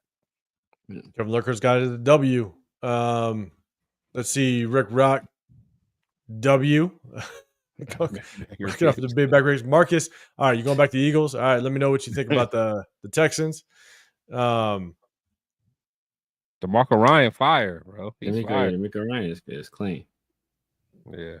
Yeah, 2 years in a row. I mean, I know what you expect from the man. He took a team that was picking number 2 overall to the playoffs 2 years in a row. I mean, yeah, you can't be mad at that. And it's going to be interesting because Bobby Swolwick, the OC over there. Yeah, he left, didn't he? Where did he land? They fired him. I don't know where he went. He didn't land nowhere, did he? Did fire him? I don't think so. They fired him. You know what? Honestly, that is a reason why I wasn't too thrilled about the Chip Kelly hire, because I wanted him. I wanted him too. I ain't gonna lie. So, but now the thought of Chip is like it's growing on me. But where did Slowick end up? Is he sitting in cycle out? He's Dolphins. And he's not a coordinator though. I think he's like he can't be because Mike McDaniel's the coordinator. The Dolphins. Hey, but that's nasty though. That's them two could cook. Yeah. For sure. I don't think he's not the coordinator there though. I don't know who's there. But I mean, but still, at least having his mind, mind there with McDaniel. Coach. Luke Smith, our old tight end coach. Well, Mike McDaniel's the OC over there though. Like he calls there. But I'm just saying, you get someone else in the room like a Slowick, that's fire. They work together with the 49ers. Yeah, they did. Yeah, yep. So they kind of they're from the same branch. Yeah, so let me ask you. Okay, damn, you know what? Oh, I think that I might change my Houston thing. You know what? I might change my Houston because not only did they take the coordinator from CJ, but they took his best lineman. Yeah, Jeremy Tunsil. Yeah. In fact, didn't they take another line? They took someone else, right? Yeah. I don't know, man. I don't believe in CJ like a lot of y'all do, man. I just don't. I didn't believe in it at Ohio State. I do. I do like CJ Stroud. I think what was really tough is that offensive line was banged up a lot last year. Jeremy Tunsil and they got rid of their guys. I know, but also Tank Dell was gone. Nico Collins was out a few games. Yeah. Stephon Diggs ended up going out. The injuries crazy. Injuries are crazy. And then who's that running back that they pulled in from Cincy? What's his name? Joe Mixon. Joe Mixon. He was out for a handful of games. I think probably more than that. So there's nothing but injuries. But here's the thing. They snagged 2 top-tier receivers in this year's draft. And so they're bringing him weapons. Wait, who they getting in? Remind me. Jaden Higgins and Jalen Noel, both Iowa State guys. Jaden Higgins and Jalen Noel. Who else? Jalen Higgins, who else? And Jalen Noel. His teammate. Noel, yeah.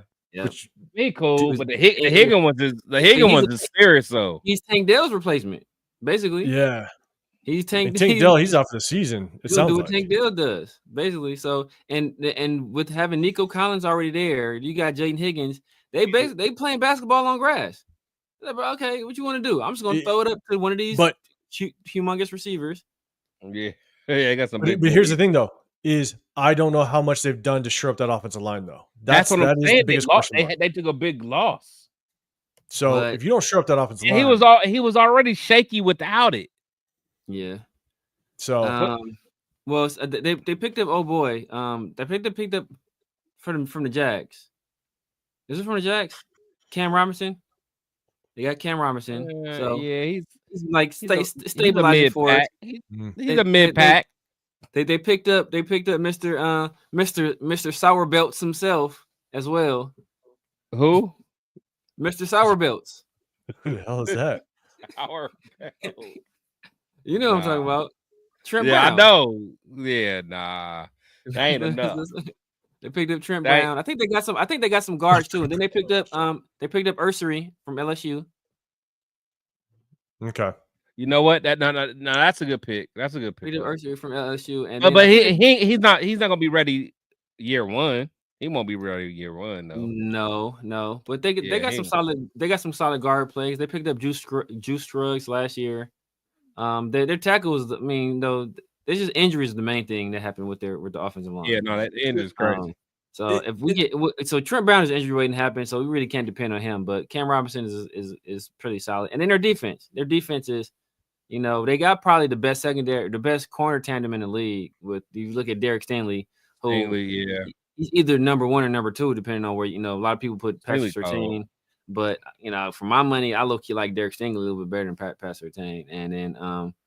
And then he got Kamari Lassiter on the other side, who was a guy at one point he was probably the before Jared Verse started going crazy. He might have been the best defensive rookie.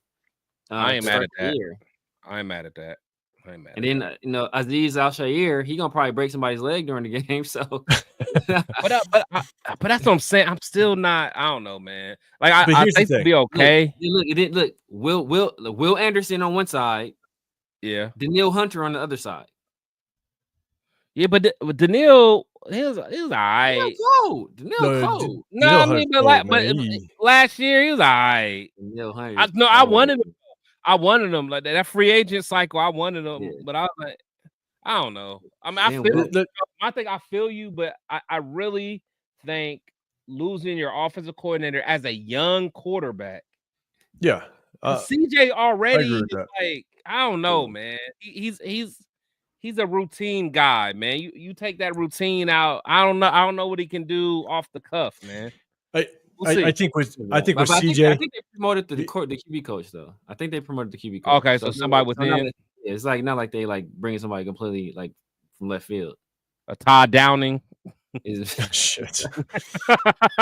They brought a Todd Downing. Man. Here's the thing. I think CJ Stroud. I think he's good enough to, if you bring in a new offensive coordinator, and if it is somebody that he's familiar with, that obviously helps. But I think CJ Stroud's good enough. He has a good enough talent to, if you can protect him, he's still going to be able to throw that rock around. You give him some weapons. My biggest question mark, it's not necessarily, in my opinion, if CJ Stroud can do it, it is, can they protect him? Yeah. And as the season goes on, if they can't protect him, if this offensive line goes to shit, I don't care who's behind center. Like, they're going to have a tough time.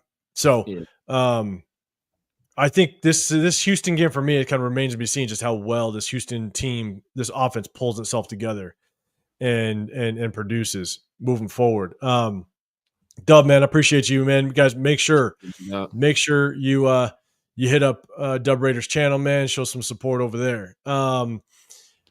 Myra, I think a lot of people are going to Houston. So, Chris, I hear you might try to go to Houston. Yeah, I'm looking at Houston for sure. Okay, Severe, did you say you might go? Yeah, I might go too. I want to go. I'm thinking about going to a one-away game. Y'all rock out to Houston. I got the banner. It's going to be. I was saying, like, Houston will be fire, but I can bring it, man. Like, but Indy will be fire too because that's close to me, and then I could get it popping in Indy because it's close to me. All right, so chat. Let me know who's going to be in Houston. I'll be like a mayor in the city, man. I'll be like a mayor in I don't know if we want to do that, Severe. I don't know if we want to do that, Severe. Yeah, hey, we might get in trouble. It's gonna get wild. Chris gonna bring up that lady from the chat room. You saw what it was. You saw. Oh shit, Raider Pete. He's gonna be going to Indy. Going to Brady Pete, going to Indy. Okay. Brady Let's Pete go, can Raider Indy. Pete. But man, I want to go to Houston though. Man, he's talking about No, Indianapolis. no. Like, Okay, this is, all right. Let's just say it right now. We're going to Houston. Then let's do it. Houston. Let's go to But Houston. if you can make Indy crack, I mean, I'm good either way. Well, no.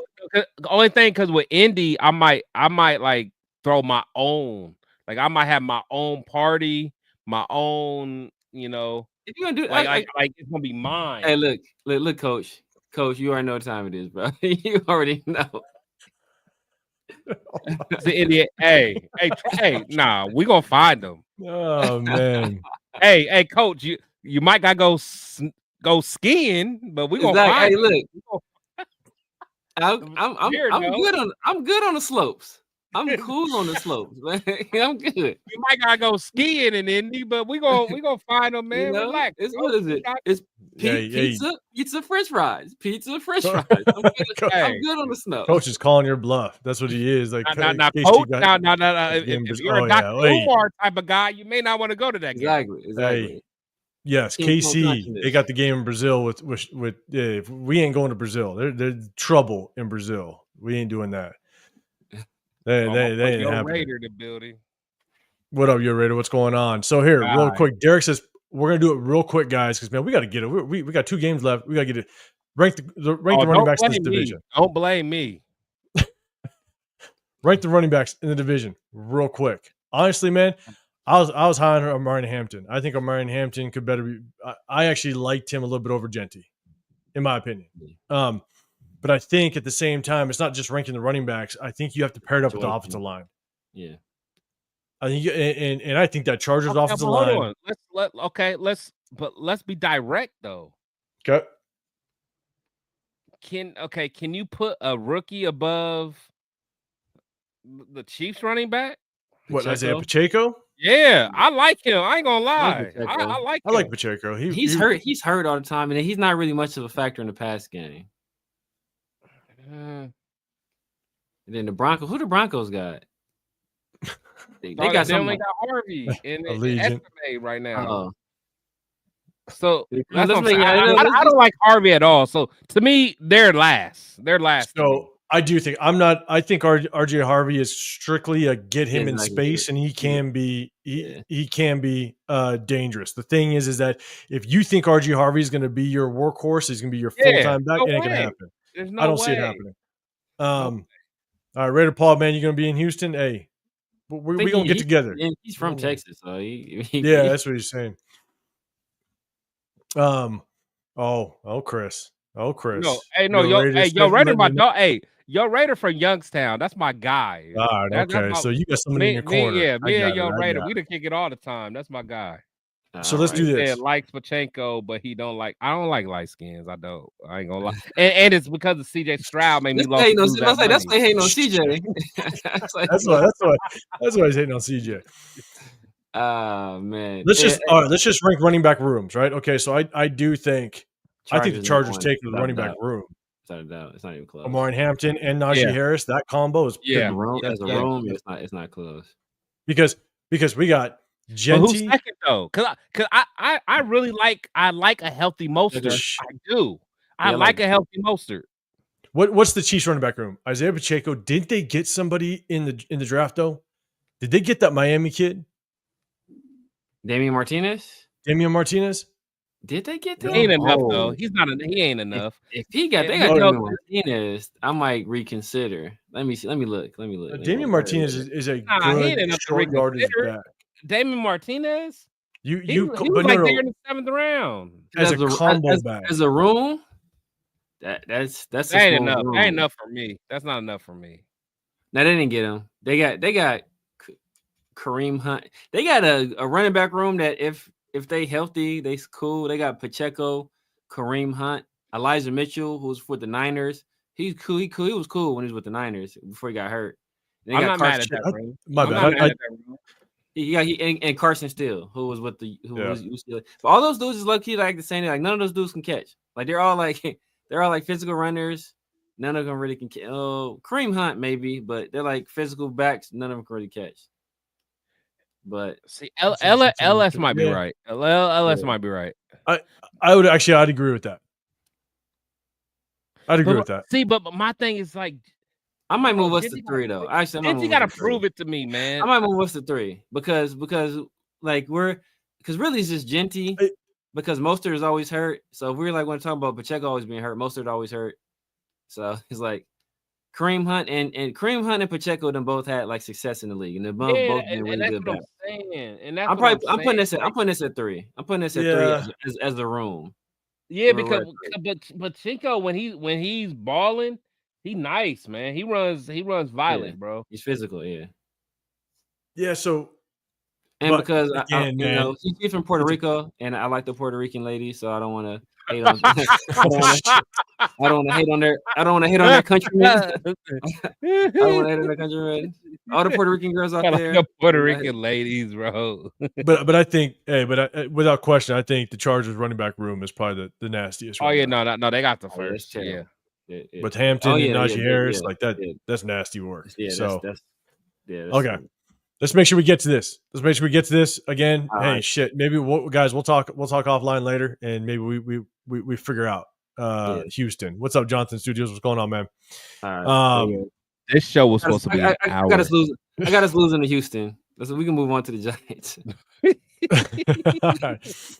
All right, let's do this. I love this show. I love the chat. I love everybody. See, y'all done made me drink this whole damn bottle. So now that's what y'all just have to deal with it. All right. That's what we're doing. Demon time though. He ain't. Yeah. Now it's close. Yeah. See now, yeah. He about to go get him a tangerine twist. See, now they close here. They close here. 2:30 here. Tangerine twist sitting in the cup holder of the whip, and he about to hit the God. And I told the wife, I was like, this ain't gonna be a long show. It's gonna be short, so don't worry about it. Same here, bro. My God. Okay, Giants. There's nothing along the record. Obviously, we got just KC next. Giants, there's nothing the Giants have nothing before or after that really moves the needle. So it's just us against the Giants. Dub. We better chat. Let us know. Do we beat the Giants? Do we lose the Giants? We better beat the Giants. That's all I gotta say. Yeah. That's kind of where I'm at. Raiders going to get Dayball fired week 17. Hey, let's make that happen. Possibly. I'm with you. He might already be fired. He should have. He should have fired last. Yeah, you better hope he don't get fired week 16 because if we get fired week 16, we'll lose. We play you. Yeah, Rose Town. I won't be sleeping in the living room. It's just gonna be. It's probably this chair that's right here. This chair that's right here. That's all I got. This is what's gonna happen. So hit the like button, everybody. It's free. Yeah, man. Appreciate it. All right. So win against Giants. We got to win. KC to end off the season, week 18. Let's hope this game actually means something. Not like the stupid game not like the stupid game that the Broncos played against the Chiefs last year. Hopefully it means something. And let's just say, if it means something, Marcus, you got a W against the Giants.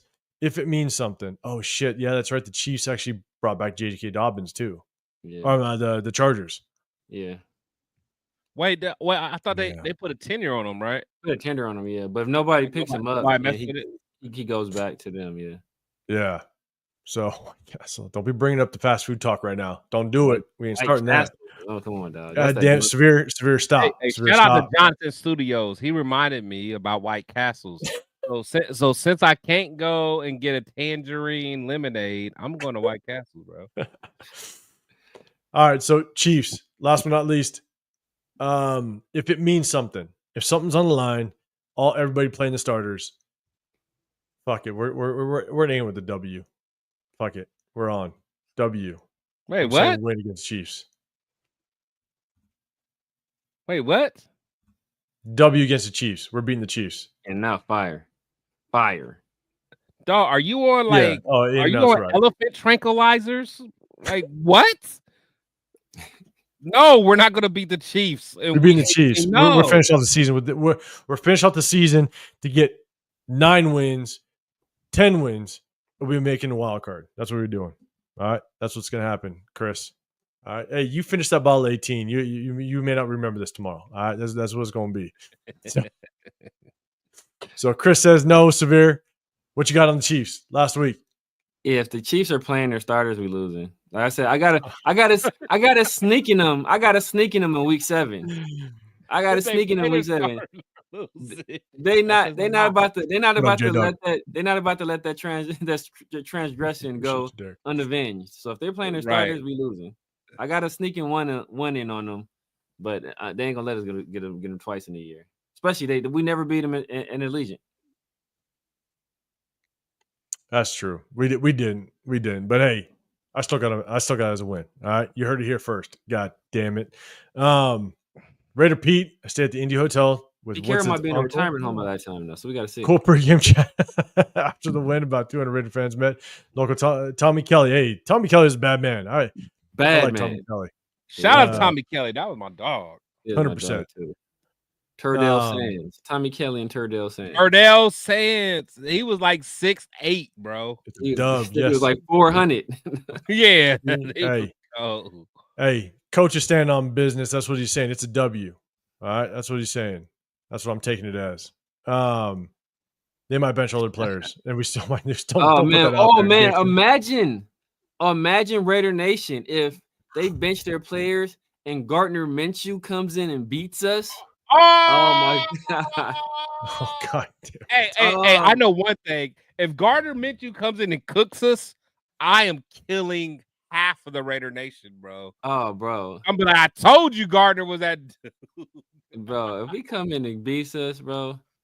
No, hold on. Hey, hold on. What if Gardner comes in, and if for some reason Geno gets hurt in AOC? Never mind. Oh yeah. I already picked us to lose, business, bro. I already picked us to lose. No, we almost 3 hours in. Hey, 8:05. Sorry, bro. Messy. Sorry. It's getting messy. Hey, no. Hey, honestly, 8:05. I blame you. This what happens when you invite me on a show on a random Wednesday. I was minding my own business. I could have been watching Sister Wives right now. J Dog, you must have forgot. Last game at Oko, what happened?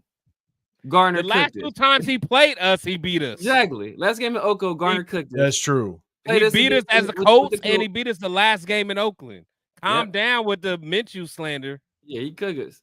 And we had to beat the Colts that to get to the playoffs. To actually get to the playoffs. Minshew said no. Yep. Minshew shut our ass down. And that was with AOC starting. And for legacy standpoint, last game in Oakland, of course, Derek Carr is going to go out on a high note. Minshew said no. Man, move your little soft ass, eyeliner ass. Where they booed Derek Carr like I ain't never heard a grown man. Bro, I was at the game. They were throwing trash at him, bro. They threw trash at the man. They threw trash at the man, bro. Wow, that's amazing. That is crazy. I was there. Gotta jinx it for the Raiders. Hey, whether Minshew is playing for us or playing against us, he makes sure the Raiders lose. That's what I'm thinking. Yeah, that is true. That's a common denominator. When Minshew's involved, the Raiders lose. That is very true, Alec. And man, you came at the perfect time, brother. Appreciate you popping in with us. Minshew LS, the trash like I've been throwing at better celebrities than this. How dare you? Oh man. All right. Hey, we're gonna get the hell out of here, man. Chris, you on East Coast time, brother. You on East Coast time? Bro, it's 2:34. I know. Like, don't stop now, dog. Where's Jeff at? Dog, somebody find Jeff. Pick him up in the ER. I'm up now, bro. What? You know Jeff will go live in the ER for you. You know exactly. Like y'all done got me up, bro. It's 2:30. Dog, McDonald's breakfast about to start in a couple hours, bro. I'm up. Let's get it.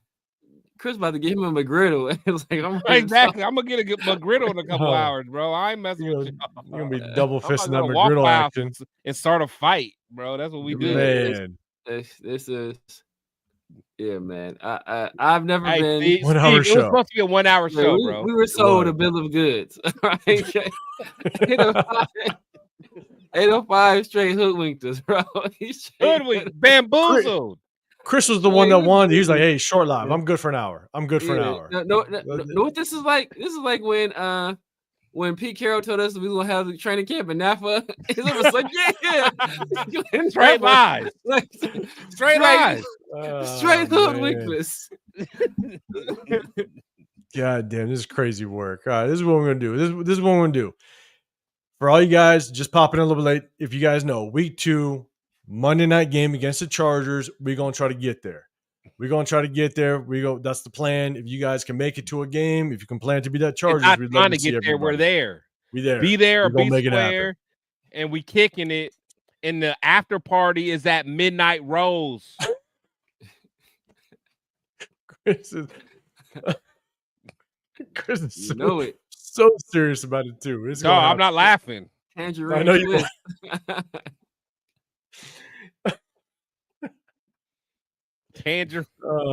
Tangerine twist.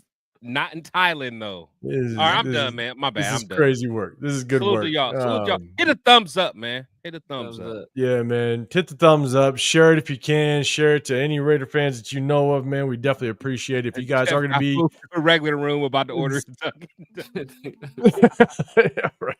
And then go live. Oh, he will too. Oh my God. He sure will. He just got transferred to a regular room with better Wi-Fi. Exactly. Man, if you guys are in the SoCal area, Bakersfield Raider Nation Summer Kickoff this weekend, this Saturday, we're going to be there. We're going to have some fun. It's going to be lit. It's going to be fun, man. You guys, make sure you hit us up if you're going to be there. We're going to be all right. And then we're going to link up these two guys.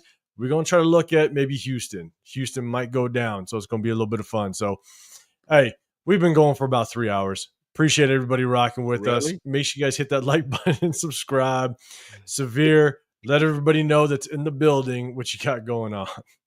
You guys know what it is, man. The Severe Raider here on YouTube, on IG, on Snapchat, on TikTok, on X. Basically, most of the social medias. Learned my lesson from my elders. Most of the social medias at the Severe Raider. You find me on Sunday nights and Tuesday nights with my guys 805 and Chris from Protect the Shield. Doing 1 hour lives from 8:30 to 11:30. Said no one ever. You catch us on our 1 hour lives every Tuesday and Sunday. I got another show on Tuesday as well. My guy PharoahNFL, and then on Thursday nights as well. We got Around the Shield, man. So tap in with us, man. You know, we keep it lively, we keep it entertaining, and we keep it entertaining. If nothing else, we keep it entertaining. We try. We didn't even do our 2 segments that we have fun with. The start them, bench them, cut them. The blind rankings. We have fun with it. We've been going to McDonald's lunch, bro. Until that menu change. Oh shit! God damn it, man. Chris. Hey, y'all in the comment section, don't hype me up because I will do my own show right now. Yeah, he'll hype me up, bro. Chris will get live real quick. I will go live right now and get it popping, but I'm not. Chris, let him know what you got going on. I don't even know what I got going on right now. All I know is I hang out with these 2 fellas. These are my homies. Protect the Shield podcast. I was supposed to be done an hour ago, but now it's 2 hours later. I'm drunk. 3 hours ago. Yeah. So whatever. So whatever I say, whatever, man. Salute to Coach. Don't do it, Coach. Coach, don't do it. He said, Chris, let's talk. Dog. Y'all want to talk fast food? You know what, bro? Okay, you know, dog. You know what? Look. I do want to say something though. You know what's a underrated burger? Thanks, Coach. Sonic got an underrated burger, bro. They got the. I completely agree. Let's move on. Let's completely agree. I got Myra. That's what I'm saying. Like, it's Coach, 2 versions of me. It's like a top tier, and there's a Derek Carr me. Now, y'all getting the Mahomes me. Now. Oh, God. All right, we might have to do Indy, man. If we gonna get this version of Chris, yeah, maybe. If y'all come to my side of the country, are you kidding me? I might, man. Because how far is Indy from where you at? It's like it's a couple don't hours, know. but it's nothing. Like because you can stay at my house and we'll drive. It don't matter. I'm trying to get some. I'm trying to get a burrito from Brennan. Hey, get a burrito from Brennan. Hey, Connor, carne asada fire burrito. God. I'm trying to. You told me about this Ohio Mexican food. Hey, Connor will make a hell of a burrito for you, bro. I'm trying to see what's up with it. I don't know if I trust indie Mexican food. I'm just saying. I'm not trying to start nothing, but I don't know if I trust it. Connor, get it. Chris, you better watch out. Mike Lopez, he's saying something. Wait, what did he say? Can't go wrong with. No, he said start another show and I'll drop some super chats. Oh, you on. No, don't play with me like that. I will start a show in 4 minutes. You're gonna be doing the whole show about the hypothetical Trey Hendrickson to the Raiders. Like super chat 1. What number do you think Trey Hendrickson would wear if he came to the Raiders? Bro, I'm gonna be on that show talking crazy. God, all right. You know what? Hey, you know what? If anyone wants me to go live, Rick Rock, I already know, bro. I was if everybody wants me to go live, hit one in the chat. Of somebody towing a grill on the back of a bicycle, then he's gonna get in Ohio. Wait, what? 100%. I said he told me I should know where good burritos are. I said I've had better Mexican food off somebody towing a griddle 100% on the back of a bicycle. 100%. And then you have it in all of Ohio.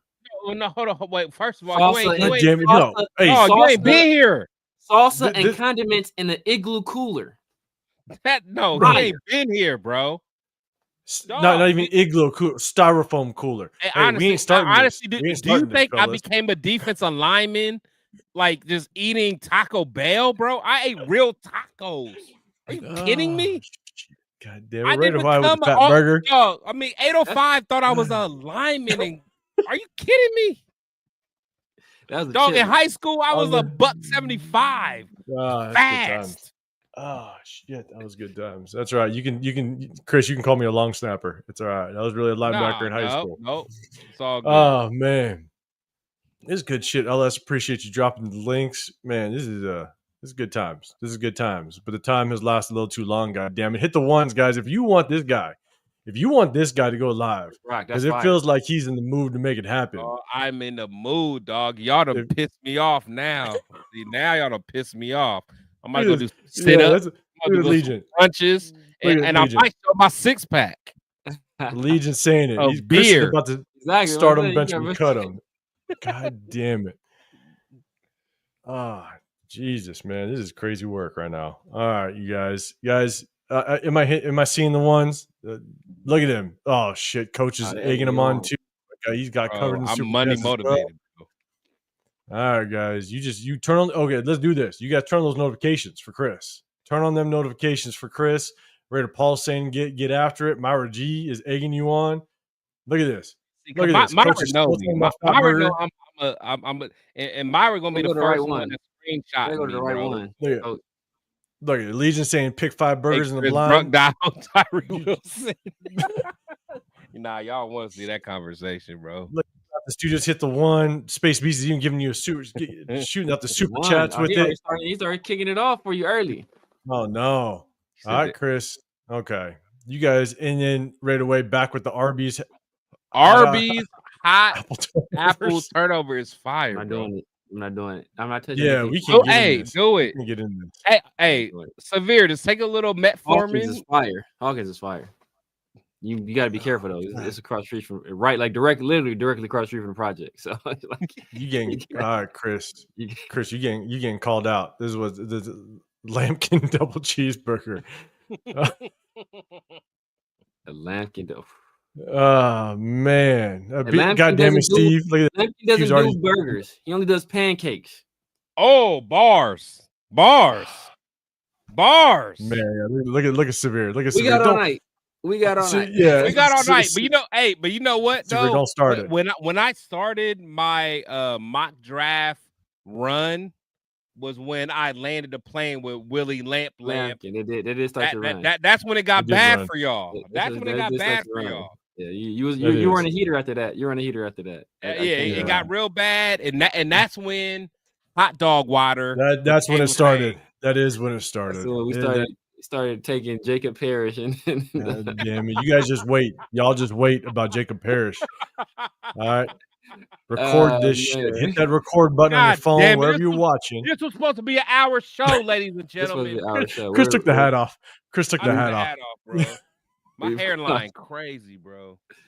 We have crossed the Mason-Dixon line. We crossed the Mason-Dixon. Oh my god, this is too much. Look at Raider Pete, the JJ McGee step quarter pounder. Thank God we don't have to pay. We don't have to play the. Oh man. Whoa, hey! I'm telling you, Jacob Parrish, he might shock the world a little bit. I'm just letting you guys know. Wait, where'd he go? The Bucks? The Bucks. Uh-oh. You might have clowned it before, but you'll learn soon. Hey, shout out to Shiloh. Shout out to Shiloh. Giving Jacob Parrish that work. He don't touch. No, he ain't touching that. He ain't touching it. Jacob Parrish. Hey, Wendy's is fire. Defensive Rookie of the Year. Wendy's is fire. The tangerine twist. Man. I gotta try that mango one. Right. We about to be in here another hour. No, yeah, hey, you guys, start your own goddamn life.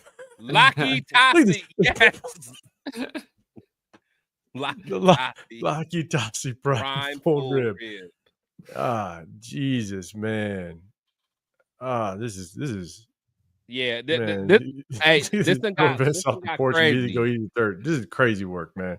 All right, yeah, 3 hours. Dog, he's still talking about Trey Henderson. Where's he at? This is man. I'm just no. See, Myra, this is the good thing. Myra, this is the good thing. This is why I had to switch where my area is. I had to go to the opposite side of the house so I could actually do this. Don't blame me on your fatherhood issues, bro. Hey, don't blame that's me. Right. Exactly. I'm just a good dad making it work. Your little girl kicking the wall right now. Exactly. Yeah. You know what I'm saying? Don't blame me. Give that girl a bigger bowl of candy.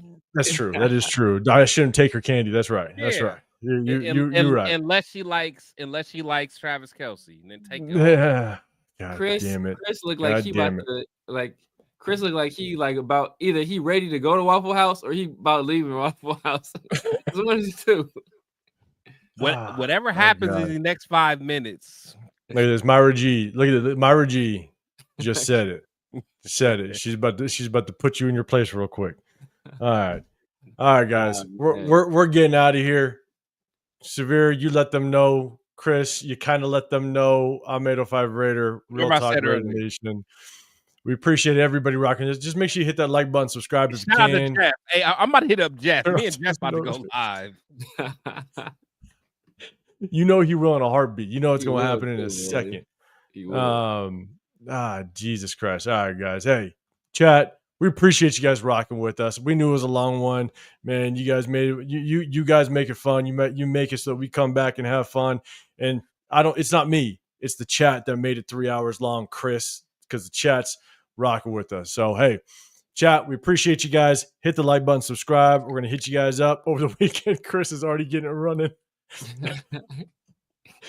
Hit the notification for Chris, because if he goes live, you guys better jump on with him. We appreciate you guys. Hey, you want me to go live?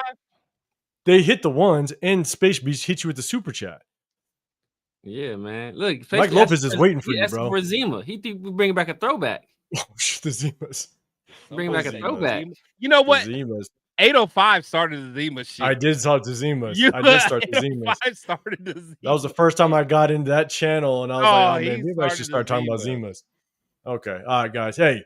Oh shit, I gotta go back to the comments. I'm gonna make sure I get the rest of you guys. Appreciate you guys. I'm gonna get to you guys.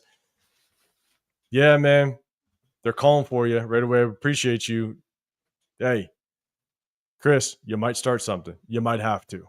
I'm just letting you know. So, but hey, we're going to get the hell out of here. We appreciate you guys. Have a great rest of whatever evening you have.